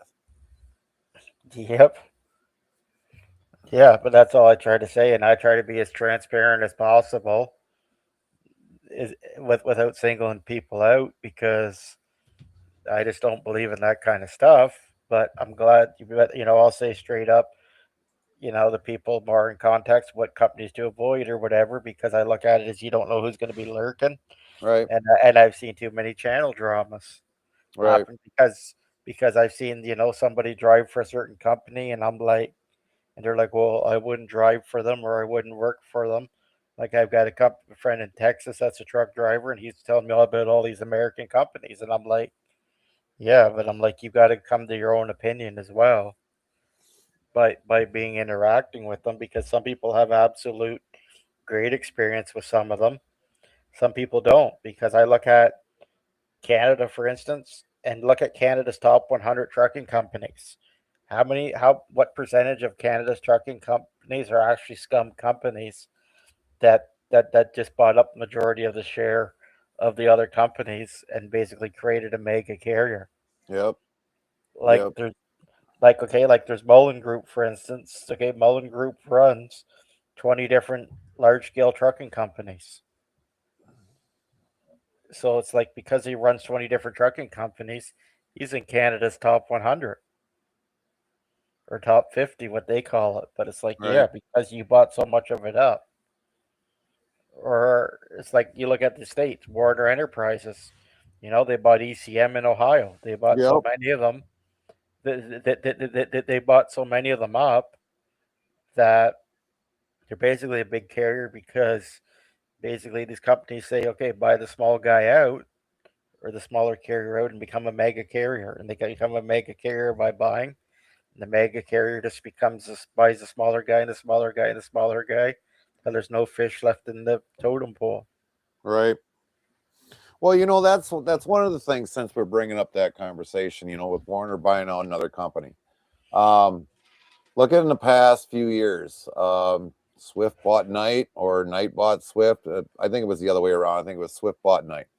I think it got to the point, either with the company itself, not delivering out, maybe crashing and delivering and brought a bad name to them. But I mean, some of these companies that buy out other carriers, it's like they're trying to get the further, in my opinion, it's like they're trying to get the further ahead in the trucking industry to oust out another company. Now, like, could Warner oust out JB Hunt? Well, they could try, but JB Hunt, they're literally into everything. They're into containers, they're into a lot of dry freight, maybe very little refrigerated freight. But for the most part, I mean, when a carrier buys out another smaller carrier or mid-sized carrier, they think they're getting further ahead. But there's so many things that we don't know the reason why the purchase of that company to benefit them. I know many companies they buy out, and I mean, I was frustrated because the company that I'm leased on to, they bought another company, a lot smaller, but for the most part, it took the shit away that I was going out west. So I mean, it's hard to get out west, but a lot of things that come into play with that, and until the real news about why the carrier bought somebody else out, it's left to be unseen. Well, I know the answer for that. You know the answer to that too. I would. Yeah, think about it. What does every single carrier have? Well, they got trucks, they got drivers. But think about what employs the trucks and the drivers. Are you talking like pay or? Yeah, contracts. Okay. That's what I'm saying. So it all comes down to it. Okay. If I own, okay, I'll say for Canada. Okay. If I own Kriska, and say Kriska bought out Mill Creek. Mm-hmm. Well, why did Kriska bought out Mill Creek? Because now Mill Creek contracts can all go on their trucks. Mm-hmm. Their drivers can all pull their trailers. Mm-hmm. So it's basically that's why you buy out another company, is because say if Warner bought out JB Hunt, Mm-hmm. well, then all of a sudden the freight, the contracts go to those other trucks Right. as well as their drivers. Right. And they've got all those other drivers to mix into it. Well, that's what Fast Freight did with Challenger. Yeah, that's what I'm saying. Challenger sold 51% controlling interest to Fast Freight. Fast Freight has a crappy reputation in the industry, period. Yep. Challenger has a great reputation. So they bought that reputation, they bought that nameplate and those colors and that logo to put on all their trucks now. Yep. And they took a good company and made it shit. That's basically what I'm trying to say, is that when the companies are either scum or good, they buy out for either because if your company's in trouble and all of a sudden you have a better name, then hey, okay, now everybody wants to do business with you until you realize that you're crap. And then once you realize you're crap, you end up buying another color, and you buy another color, and you buy another color, and meanwhile your your freight, and all that keep continuing. Right. That's basically what that's basically what these companies do. They still, Or they're bought to be put out of business. or they're bought to be Right. put out of Yeah, business. just to shut them down. This to shut them down because they're not competition, and you're getting uh, Yeah, you the get asset. their You Or it get the market probably asset. share. could be on top of that, maybe your DOT number might be in jeopardy. Well, that's what I'm saying. It's all that kind of stuff. It's like what the whole V2 said in your twist chat. The driver gets the shit end of the stick. It's like the drivers do, because unfortunately, you as a driver, you as an owner op, you as a company driver, you as a mechanic, whatever your opinion is, your opinion is never voiced. Right. It's more a matter of fast freight sees fast freight sees um, Challenger's a good company, and they give them an offer, and then the owner of the Challenger says, "Well, holy fuck, I can get an X amount of dollar payout for investing thing, because I look at if you invest $500,000 and somebody offers you $1 million, how many people will say, "Woohoo, I'll take that," Right. all the way to the bank? That's why I was saying, it's like, granted, I'm not a very big company for my own company, but it's like I said, for me, if I would sell out right now, I mean, it's like if I would sell out, I would have to have at least 1,500,000, because by the time I would want to get out of the trucking company, I still got licensing, registrations, and all this other shit I got to pay. And if there was still a truck payment, that's got to all get paid off, and just for me to get out of it. I tried to get out of trucking a few years ago, and it just sucked me back in, literally. So, I mean, if I probably would have been able to get out of trucking or had something else easily or lined up to get out of trucking, then I probably would have done it. But it seems like once you're in trucking, they suck the money out of you. And when you try to get out of trucking, they suck the money out of you even more yet just to get out of it. But no, that's basically what I tried to say, though, is, you know, that's basically what it comes down to it with all these mergers and all these buyouts and all these companies running under each other, is because the biggest uh because the biggest thing about it is, okay, you need to put something in the door and in the back of the trailer to make a profit. Yep. So basically means, if I go buy all these companies out that are big, reputable names, well, then my reputable name sticks around, and then all of a sudden now, myself at Briska, I can go pick up Mill Creek trailers, or I can Challenger, you can go pick up Fast Freight, or whatever, or whatever, whoever buys whoever can go pick up their other company's stuff and basically flood the market. Right.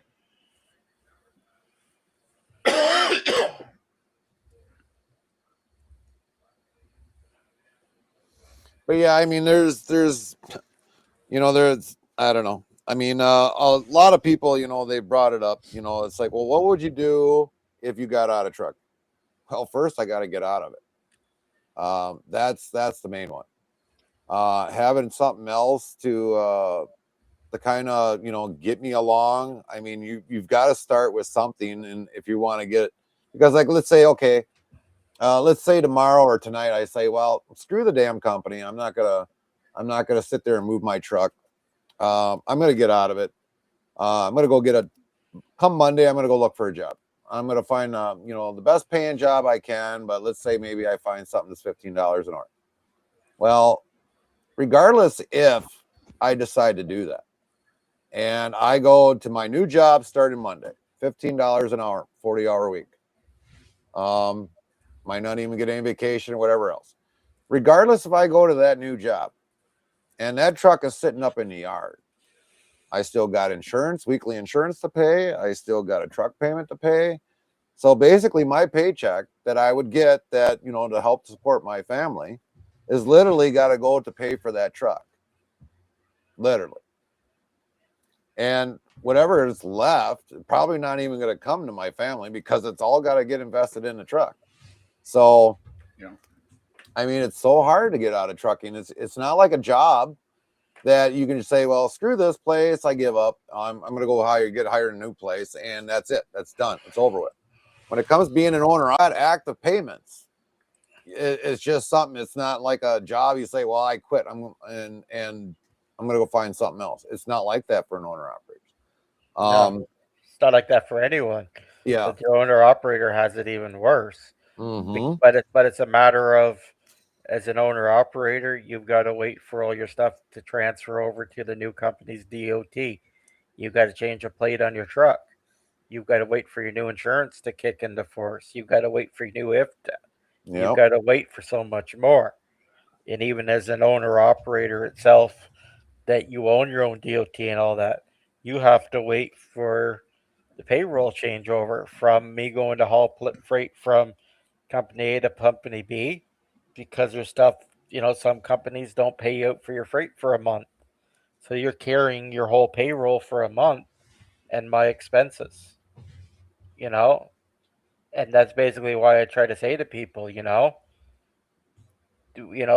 owner operators, it's more and more of a lifestyle than it is a job.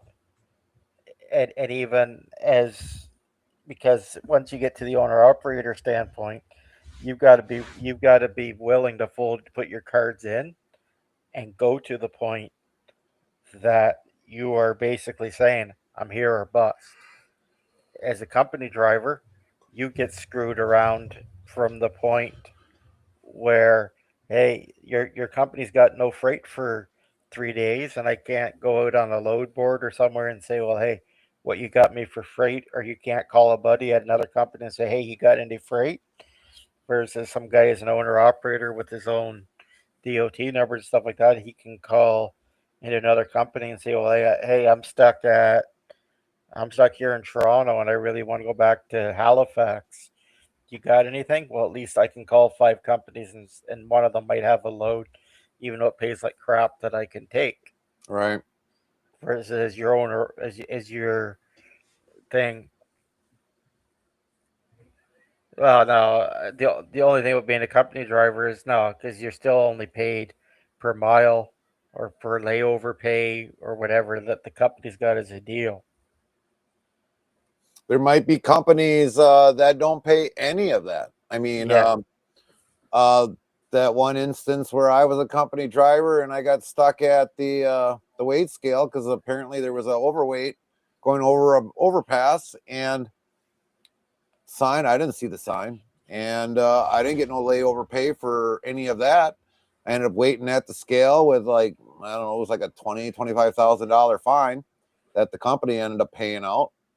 But I mean, I didn't get paid no layover for any of that, and that was just basically something that I had to basically deal with. But the only thing is like they paid for the hotel because I ran out of hours.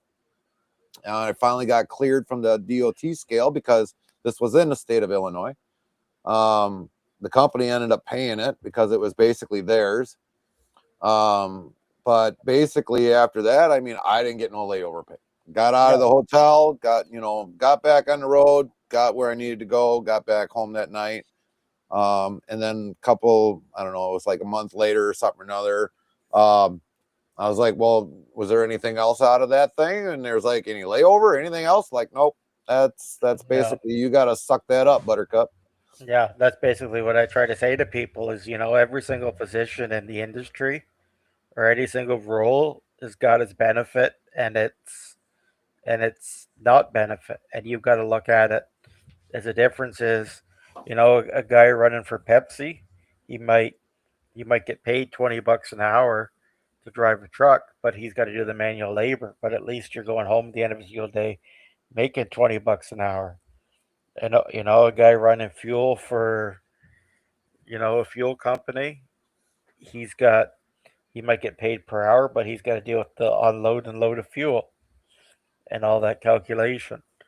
The guy running regional, doing drop and hook, getting paid per mile, well, he's got to deal with, hey, what happens if I pull into Columbus and I have no freight here for 2 days and I have no layover pay? Well, you better hope that you got something fun to do to make it worthwhile, or it sucks ass.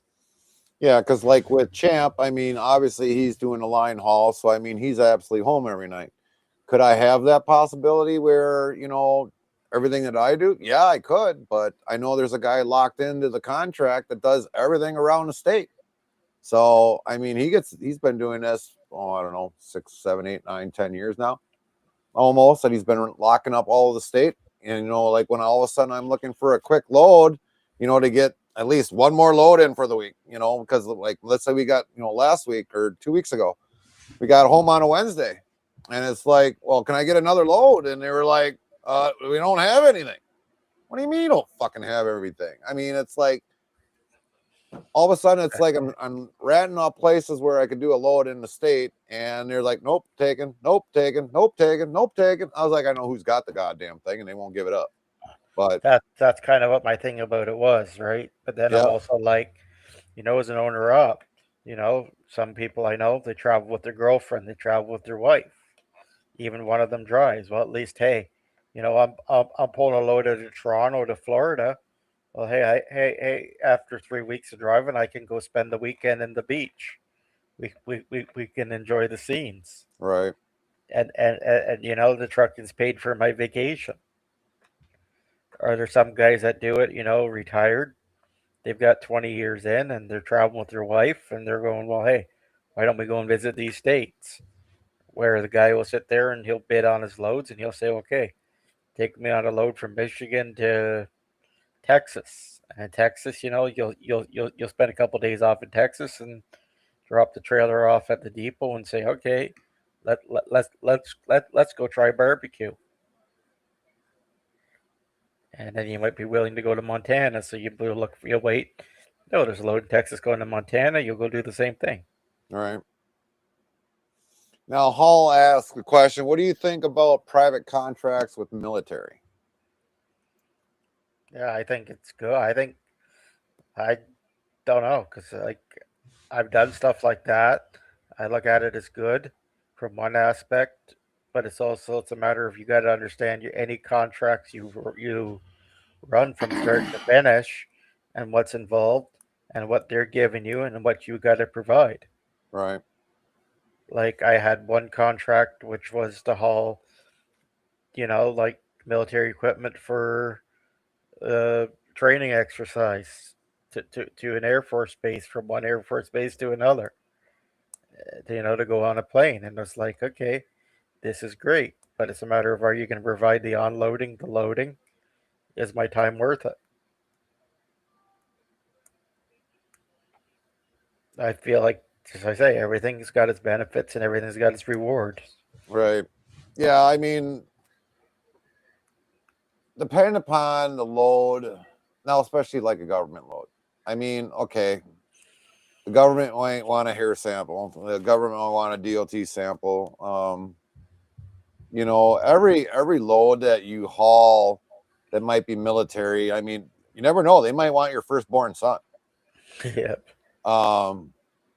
But or daughter, whatever the two. But the thing is, it's like, depending upon, some of the brokers that I've dealt with over the years. I mean, I've dealt with some really great brokers, and I've dealt with some brokers that were complete ass. The one broker that I dealt with for the first time, that when I was in Washington State, I could not say enough about that broker, how good he was. First load I ever hauled in Washington State, and he was like, okay, this is how it's going to work. Any problems whatsoever, you call me. I take care of it. Something they don't like, you call me. I take care of it. One thing I had to do with that load is like every because we were hauling Bang cherries back, he's like, every pallet that goes on, I got to have probes from 3 different parts of the product, at least 3. I need them text messages to me and go from there. Any problems? at all. You have them call me. If it comes from the shipper, any problems, you call me. Bad product getting put on there, you call me. I mean, I took a picture of it and I was like, nope, not going on there. He's like, well, this is part of the product. I was like, nope. Here, call the shipper or call the broker. So, I mean, yeah, I've had great brokers, and I've had brokers that be like, you know, you call them in the middle of the night and they're supposed to be 24 hours and you can't get a hold of freaking nobody except for an automated system, you know. Yep.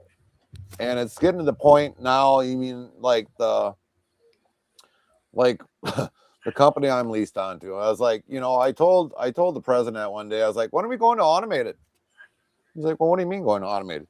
I was like, well, hell, I can't get a hold of my goddamn dispatcher in any way, shape, or form. We can't talk to the planners. So when are we going to automated? I was like, I'd rather talk to a damn machine and see if the machine does more than what trying to call a dispatcher on. So No, it's true though, because there's a lot of brokers out there, and there's a lot of companies that are not for the driver. It's about moving the freight as fast as possible and as cheap as possible for, and there's a lot of them, the brokers especially, that are more salespeople than they are people in trucking that understand the whole industry. So right. it's more about okay, if I go bid on your load and I go put, and say your asking price is $2,000 and I bid three, the person will call me the minute I bid $3,000 and try to sell me on the load for $2,000 instead of saying, well, hey, what can we do here to make a deal? Mm-hmm. Or what do you need to run at a lower price? That way, at least I can say, well, hey, here's the deal. It's okay. I'll run your Costco load for 2,500 instead of three, but I wanted my deal. Okay, if I'm stuck in the door waiting for an unload or whatever, or they refuse the load if it's drop and hook or whatever, then for a certain time and I'm stuck there waiting, well, you're going to compensate me by $500. And hopefully they do that because there are some companies that won't do jack diddly shit. No, but no, but that, but the sad, no, but it's basically what it is, and that's why at least if you got a written agreement where a broker signed, then it all comes down to is this really worth challenging, or is it do I put it in the back of my head to remember? Right. And now as far as the haul guy goes, there's always somebody willing to haul for pennies. Well, there's Right. always somebody willing for haul for pennies because it's also a matter of when you got three guys in a truck and the guys have no overall expenses other than paying for that truck, that they'll have the load there next day instead of somebody else taking 3 days because you got three guys lugging the miles. Right. You know, that's one of the great things, you know, when I was hauling expedited. Um, I mean, I'd get a phone call. And this is one of the bad things when it was early in our relationship between me and Carmen. When I had to leave and go on the road, I mean, we had to take two cars every time because I was always on call and either I could accept the load or if all of a sudden I was like maybe say, well, this weekend I'm not gonna take another car because I always had my carrying pack with me or my luggage bag, all my stuff with me, you know, and always had to take two separate cars because if I ever got that phone call and had to go out on the road and we were at a family function, I'd have to leave that family function. But you know, that was one of the great things about expedited and that I really liked. As soon as we got to that truck, it didn't matter. We weren't stopping unless it was some driver that just, you know, wanted to follow something. But that truck constantly kept moving from when we picked up to when we delivered, and especially the beautiful look on people's other drivers' faces that would cuss at you because you go right to the front of the line. You go right to a dock door. As soon as an arrival, dock door. If you don't get unloaded right away, it's $35 an hour times two for both drivers, and it goes up after that. So, you know, it was like expedited was a really great experience that I really loved. And if I ever decide to go back into it, instead of dealing with brokers all the time, I probably would do that. Because that's basically what I was trying to say to you. That's the only way that it's worth getting your own numbers or having Carmen drive with you. Is that if you guys do expedited together, upgrade your truck to a nicer truck that both of you guys like, or fix up one of the Volvos, or do something that you like, Right. and you guys go do that together, and you enjoy. It could be profitable, but it's the question is do you have the time to do it, or the want to do it, or are you willing to make that kind of investment together to do it and not deal with their headache? Get one of them super sleepers. Yeah. Trust me, I've seen some of those super sleepers. Yeah. I don't even know if I'd be able to afford that, because you're probably looking at $250,000, 200,000 up to 300,000 50. No, That's minimum. That's minimum. Those RE sleepers, like a lot of the companies are buying them. They're paying about $400,000 for the trucks with them. Yeah. But no, but I just say, you could do something like that, because you guys might get to a point where someday where you guys gonna say, hey, there's no kids at home now. Let's sell the house. Let's buy something like that out of the house profit and invest, and then somebody will call you for expedite, and then you'll say, hey, all of a sudden there's a load out of Wisconsin going to Florida, and you guys be like, well, hey, let's hang out on the beach for the weekend. Yeah. You guys got the fuel paid for. The truck's your The home. only bad thing about that is trying to find a load out of Florida that's going to pay worth of shit. Now, granted, if there's a government seas load, yeah, that'd be no problem. But I mean, it is so hard to find something. You'd have to find a load that was from a nearby state. So, like hauling, like let's say if you get like a beer load or something that's going to a nearby state, then it kind of helps. But if you're trying to go back from Florida right back to Wisconsin, you ain't gonna find No, jack shit. no. A lot of times, what people do is they'll deadhead even to Georgia or whatever to pick up to go back. I just mean as an example. The truck can be your income, and that's why I try to say to people, the truck can be your income, and the truck can also be your vacation, Right. or it can be your time together. It can be whatever you want to be. Also, the people don't realize those mega trucks weigh 35, 40,000 just on the truck. Oh yeah, they weigh another 5,000 pounds over like a W900 or whatever, and that's half the reason why the guys put it all in the W900s or the 389s or the big trucks for the most part, because they weigh more, and it's a matter of that you got to have your permitting and stuff like that to haul a higher weight in these states that you go to in order to make it legal. But a lot of these that I see out on the road, they're either hauling like furniture, cars. Maybe I've seen one with a flatbed. But I mean, those are the major three that are hauling with these big old things, or even expedited. Yep. FedEx. I've seen some people from FedEx that are, that are hauling with them, because I mean, obviously they're making money on an extreme expedited. Yeah, but it's also a matter too with FedEx too, though. Is that okay, if you're hauling expedited with FedEx, what's it to pay the state of Wisconsin or the whatever states you're going to run through expedited an extra couple $100 a year Mm-hmm. for which it's not more than a couple $100 a year, but to pay for the permit, because all of a sudden your loads are paying so much more. It offsets having a yearly permit Right. for all these states, because it'd be like if I could buy 48, I would never buy California. So, but I'm saying, okay, if I could buy 48 state permit for 10 grand a year to run my truck at 95,000 pounds versus 80, some guys will do it because they'll be like, well, hey, the loads are paying this much more, so you know what, it's worth it, because it all comes down to it. It all comes down to it is money and what's your profit there. Right. It all comes down to it. Even if you're somebody that's an owner or operator, or you're somebody that's a company driver, if a company's willing to pay you more to do something, at some point, I'm sure you'll say yes. Right. You know, if a company said to somebody doing drop and hook, I'll give you an extra $200 to wait an hour for a load. I'm sure you will. Well, yeah, it's like, okay, yeah, it'd be nice to have one of those big trucks, but I'm glad I don't miss like probably well, you figure like the truck that's $400,000 and your payment's probably a week, probably let's say maybe $1,700 a week.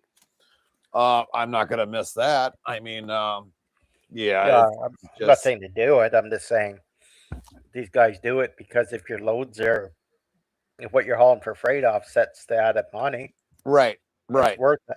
If it's right, not, then it's not. right.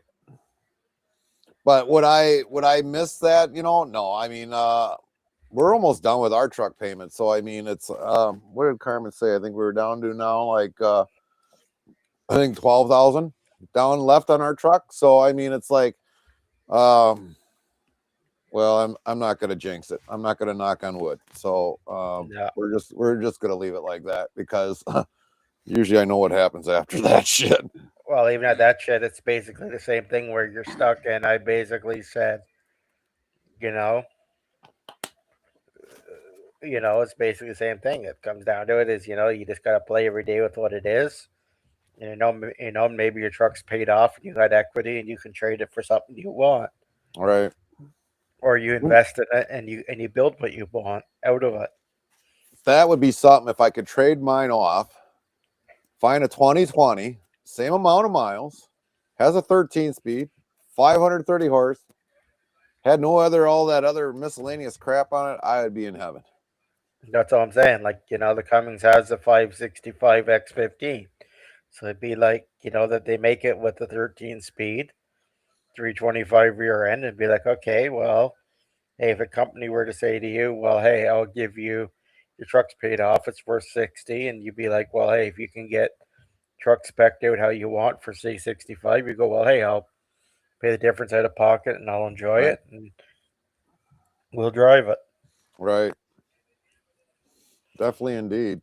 Or you say, well, hey, my truck's paid off now. I'll take the 60 grand and I'll go drive for a company that to pay for, that gives me a truck I want. Right. Right. Gary, feed me dinner. Feed you dinner. I haven't even ate myself yet, Warner. What are you talking about? I thought you were gonna feed us dinner. Uh-huh. I think who else agrees? I think Warner should be feeding us dinner. Sucks for you then. So, anybody got any other questions to ask us? Because I know there are people that probably got lingering questions. Yes, Warner. So you gotta give us steak and eggs and lobster and all that other stuff, Warner. You're buying tonight. You said you were giving us your card tonight, so we're gonna take advantage of that.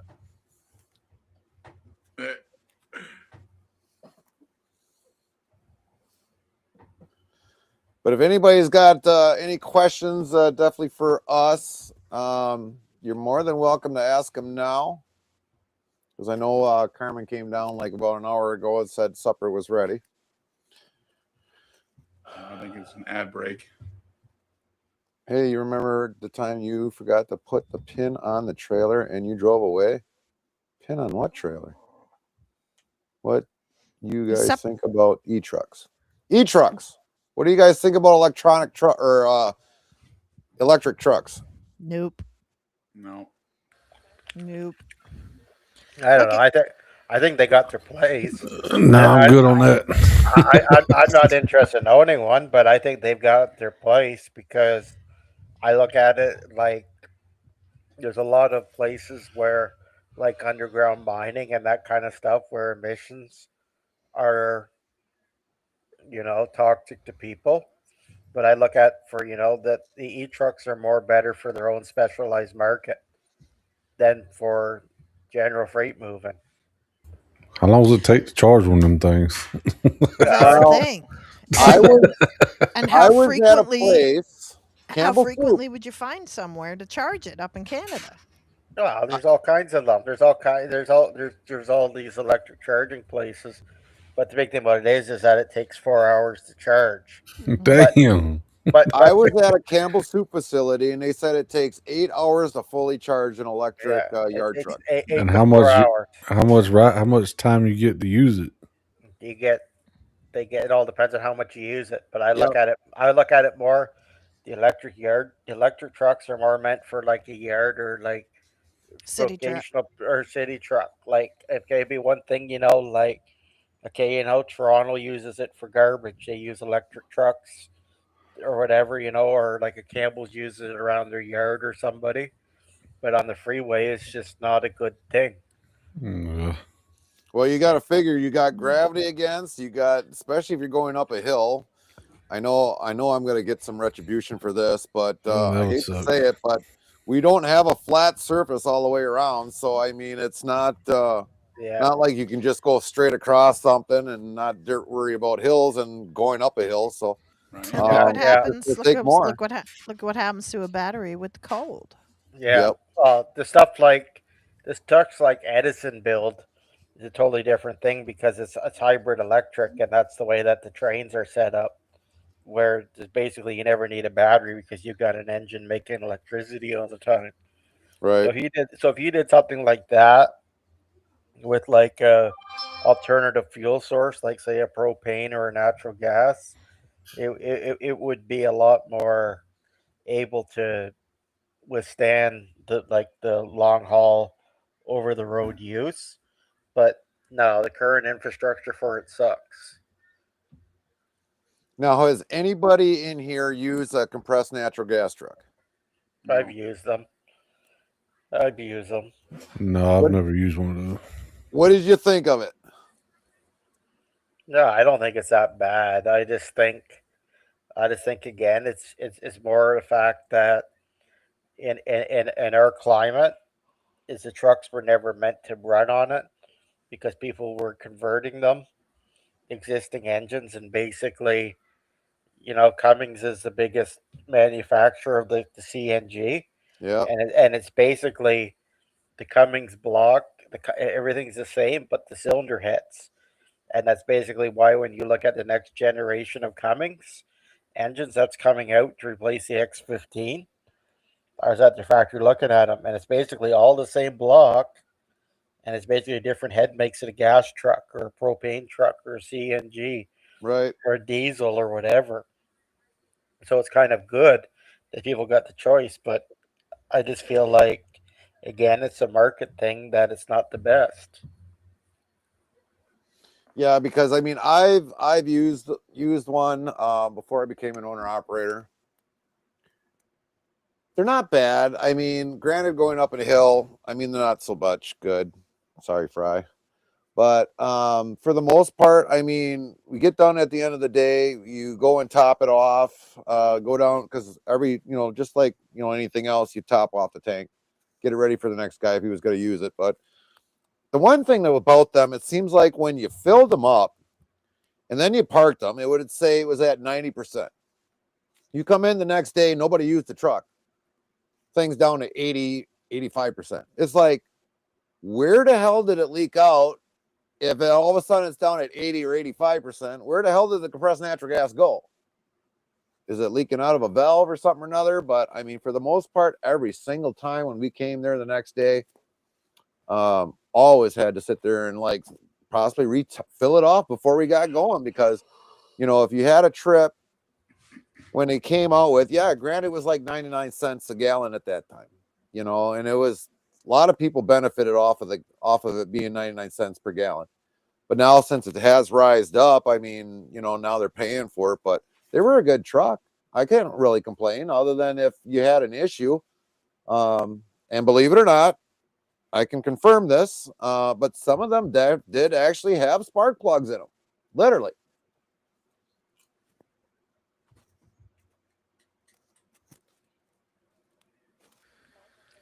Yeah, and with them, the other issues too is that their fuel is temperature sensitive. So it basically meant that when you filled up the tank and the truck was hot or the tank was hot from using it, and it was say 60 degrees Fahrenheit, and the next day it was 65, it would either swell or contract because of how that fuel's made. Mm-hmm. So it's basically that's the problem is that those tanks had no heating or cooling, so they'd basically lose fuel. But I more looked at it was good at the time because people were getting it for dirt cheap. It was like Right. half the price of diesel.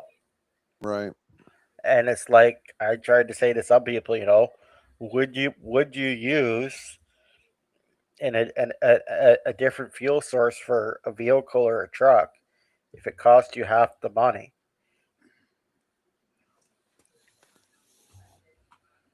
Warren's asked, "What's the best rim size for a wheel?" Well, for us, usually most times on most trucks, usually a lot of companies will put low profiles on as much as possible. Yeah, but it's basically 22.5. 22.5 is basically 22.5 is basically the standard, but it's also a matter of fact that like a lot of the older trucks had 24.5s, but it's a matter of that the 22.5s, at least if you need a roadside service, it's a rim and tire that's common. That a lot of roadside service companies, especially for fleets, the roadside service company will basically recycle rims, and basically a guy will sit there on a machine and mount up a whole bunch of tires on rims and say, well, hey, this is going on this is going on a Schneider Inc. truck, and they basically have an allotment of 11 rims or whatever in the area, and basically you'll have them marked, and they'll basically swap them out all the time instead of having a guy sitting there on the side of the road for half an hour mounting and unmounting a tire. The guy will sit there for 5 minutes and swap a rim and tire is one. Right.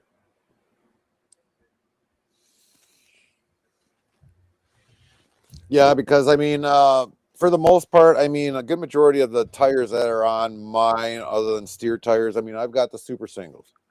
I know there's a lot of people out there that'll say, no, they don't like to have the super singles, but I don't know. Champ, do you run super singles on your trailers or do you run duals? But for the most No, part, no, we have duals. you got duals, even on your dollies. Yeah, yeah, Okay, we're duals on everything. okay. But I mean, for me, I mean, I know how a lot of drivers out there they say, "Yeah, screw that super single." I mean, you blow your tire, you're screwed. Well, yeah, that might be the case, but I mean, I've also taken over 1,000 pounds of weight off of the truck, um, so that granted, if they do shove me in a load, and I'd rather not. I mean, they could shove me in running 45,000, 46,000 with the way the truck is, but um, I'm trying to add more weight so that I can narrow it down of how much they can give me because lately they've been giving me loads of where it's like near borderline. And I'm like wondering, well, why the hell me? So, I mean, that's why I try to, keep the super singles on and because I'm just used to them. I mean, I've ran them for ever since um, I became an owner operator and I've never had an issue. But I mean, recently, wasn't this year with this set of tires, but I just put a set on and then eventually I had to change out a tire, but I had to literally buy another tire because I didn't have any miles on them. So I just ended up buying another tire to kind of match because if you kind of off match one on the axle, it'll throw off everything. So LED or Yeah, regular but headlights. I also look at super singles too, though. It's also that fact of the matter is too is that when you lighten your trucks up, a dispatcher will know what you're hauling, and a dispatcher will say, "Well, hey, how come Gary's hauling these loads that are heavier than somebody else?" And then every single time you get a heavier load, that they'll basically you'll be on the top of their list. Right. And it also comes down to too is a lot of guys don't like super singles or companies just because it's the fact that then you're buying a $2,000 tire versus buying $1,000 tire because somebody had a flat. Right. Because a lot of people don't, replace in pairs or replace in drive axle. There's a lot of guys that'll cheapen to say do one. You know, now LED versus regular headlights. Again, it all depends on the design because the regular headlights are good because they put off heat versus the LEDs don't, but the LEDs can see better. So it really all comes down to it is, is the headlight heated? What's your operating season? There's so many variables. Now, see, for me, I would run LEDs, but obviously, of course, I live up in the north. It's cold. I had LEDs on the Godmother and ran into a winter season, and all of a sudden, I was, I was surprised I didn't even look like I had lights on because with LEDs, it glazed up the whole light. And next thing you know, I get out and I'm looking and I'm like, oh shit, no wonder why people looks like they can't see me. Because there's no heat generated there. That's why I've left the Queen Boss the way it is with incandescents. But I guess there's a way to kind of clean the lens. I'm going to have to pull out the 7 bolts. I think it's in there.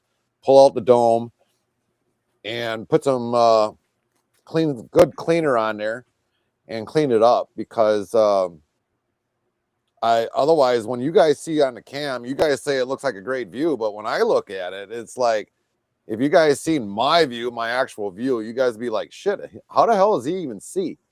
Especially when it rains. It's worse when it rains. And I definitely got to try getting something that's LED on there to kind of brighten it up so that I can see it, even if it would be like a fog light. But Yeah, um, but that's what I try to say. Like there is stuff like heated LEDs that you can buy, and they're great.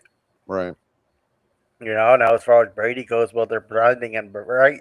They're bright and they're blinding. Well, it's also a matter too. They're big trucks, and how much more farther you can see down the road. right, In a truck or a personal car is a matter of the difference between stopping, because the van full of kids is broke down on the side of the road, or driving right through them because they're broken in your lane. right.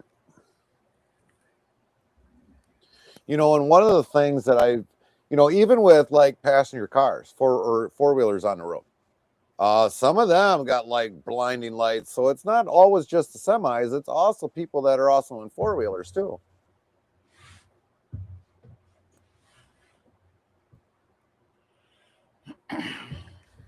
Yeah, but it's also too lights are safety.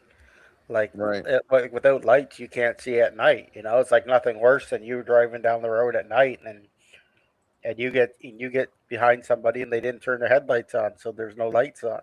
right. Yeah, because That I've seen it already where there's people that got no lights on, and it's like, what the hell are you doing on the damn road? Yep.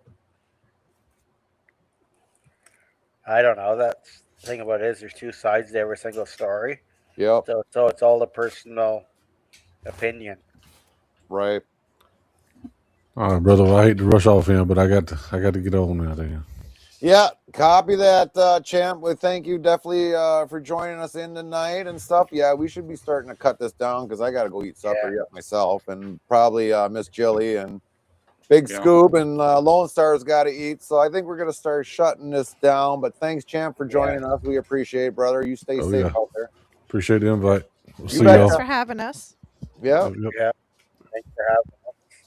And hopefully So people learned a lot about trucking, and hopefully you learned more about trucking in Canada that we didn't really get as much into last time because I was the only person from Canada other than Wheel Burner but he wasn't a part of the panel, so right, most of them didn't get how Canada's a unique animal. right. And I definitely learned a lot more, with the border crossing stuff. Because I mean, I knew some of it, but I didn't know the whole in-depth details of it. But I never um, really got into it either because unless there's somebody else to talk to that understands it, it's kind of awkward. right. and that's why I like my thing about trucking is I always try to have a more of American point of view than the Canadian point of view because the American point of view is what I see more featured on Twitch and different live streamers. I don't really see too many live streamers from Canada that stream trucking. Right. So it's more it's harder to talk about kind of because it confuses people. Mm-hmm.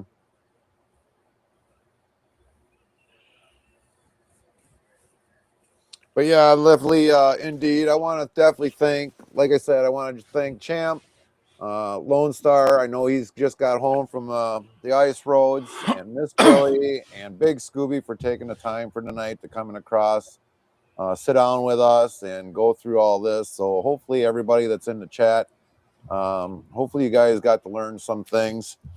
If you ever got any questions, you can always email us at we the people 7576. That email is still active yet, believe it or not. Every once in a while, we do get emails from people, and sometimes we respond to them. And I don't know, Carmen said lately we've gotten a couple spam mails, so we put those in the trash, regardless how we looked at it. But we definitely want to thank everybody for taking their time out on Saturday. I'm still actually currently watching the radar as we're still talking here yet. I'm hoping I ain't got to go plow snow after this. What up, Ashley? So, but definitely again for everybody that's came on today on Saturday, thank you very much. Lone Star, be safe. No problem. Enjoy the home time because I know you need it. Miss Yeah. Jilly, hopefully things get better for you. Like I said, if there was something more we could have done, to hired you on, we probably would have done it to got your years of experience and then could have gone wherever you wanted. And I know Big Scoob, he's got a big decision coming up.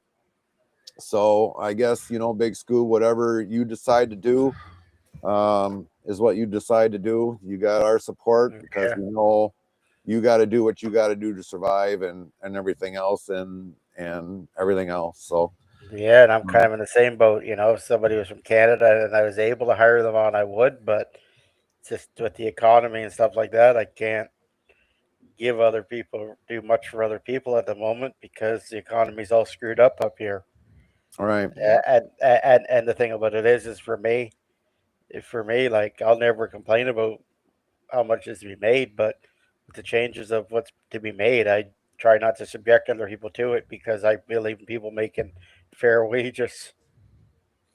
The one other thing that I want to do first too is this year again we are going to be doing the Next for Autism. We have also partnered up with Team Chaos, Miss Cheddar, 514, and all them. We are going to be starting that early this year, even though they start theirs in April. Because of the uncertainty with us during the week, because we're supposed to be working Sunday till Friday, and the company doesn't give me that because like a few weeks ago we were home by a Wednesday. So we are going to be doing the charity again this year with Team Chaos. We've teamed up with them. I'm going to put the QR code in here right away. This will be the QR code that'll come up. And I think I even might have that maybe up in the later on, but we are definitely teaming up with Team Chaos. Now this year it's directly going strictly to hers. So anybody that donates for the charity, it's going to go directly towards hers because she's got everything all set up. There was a little bit of confusion last year with it with us because we did do our own charity on Twitch, and we were also paired up with Miss Cheddar's as well. But this year we decided to team up together as doing just one. She's got a video coming up here soon, but we will be starting this Next for Autism, starting out this upcoming Sunday. So this little symbol on here, you will see that pretty well throughout the next 2 weeks and in the whole entire month of April. I don't remember what she grossed last year. I think it was about over 2,000. Maybe what it was. Let's hopefully this year we can surpass that and try getting up to at least 3,000. Great cause. Like I said, this will be the second year that we've done it. So when you see this is teaming up with Team Chaos and Miss Cheddar for their charity. So other than that, We are going to get ready to shut it down. I guess I can take this off for now. We'll have that up. But yeah, we're going to get ready to shut down here, everybody. And like I said, thank you again, Lone Star. Take care, brother. I love you. No problem. Miss Jilly, same with you.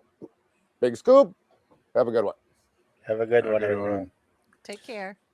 All right. See you later, everybody. We'll be back on Sunday.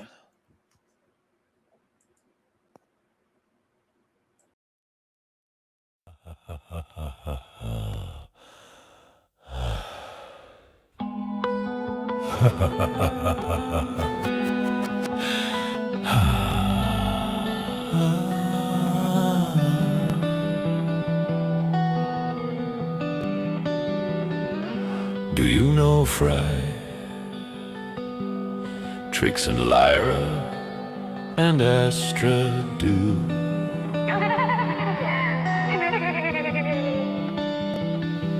Let us go fly Cloud9, go with the dream you love and know. You love Trix FM, it's your home for music that you love.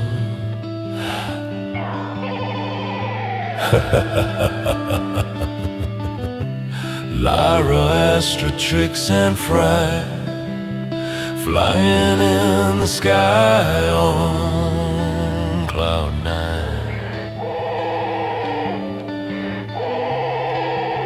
Or is this all for fun?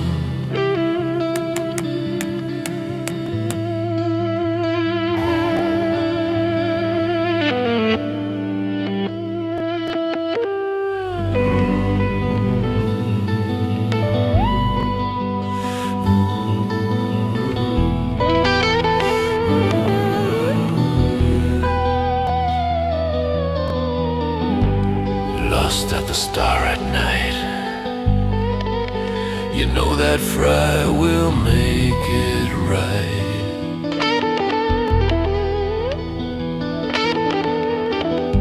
It's like we have gone too far.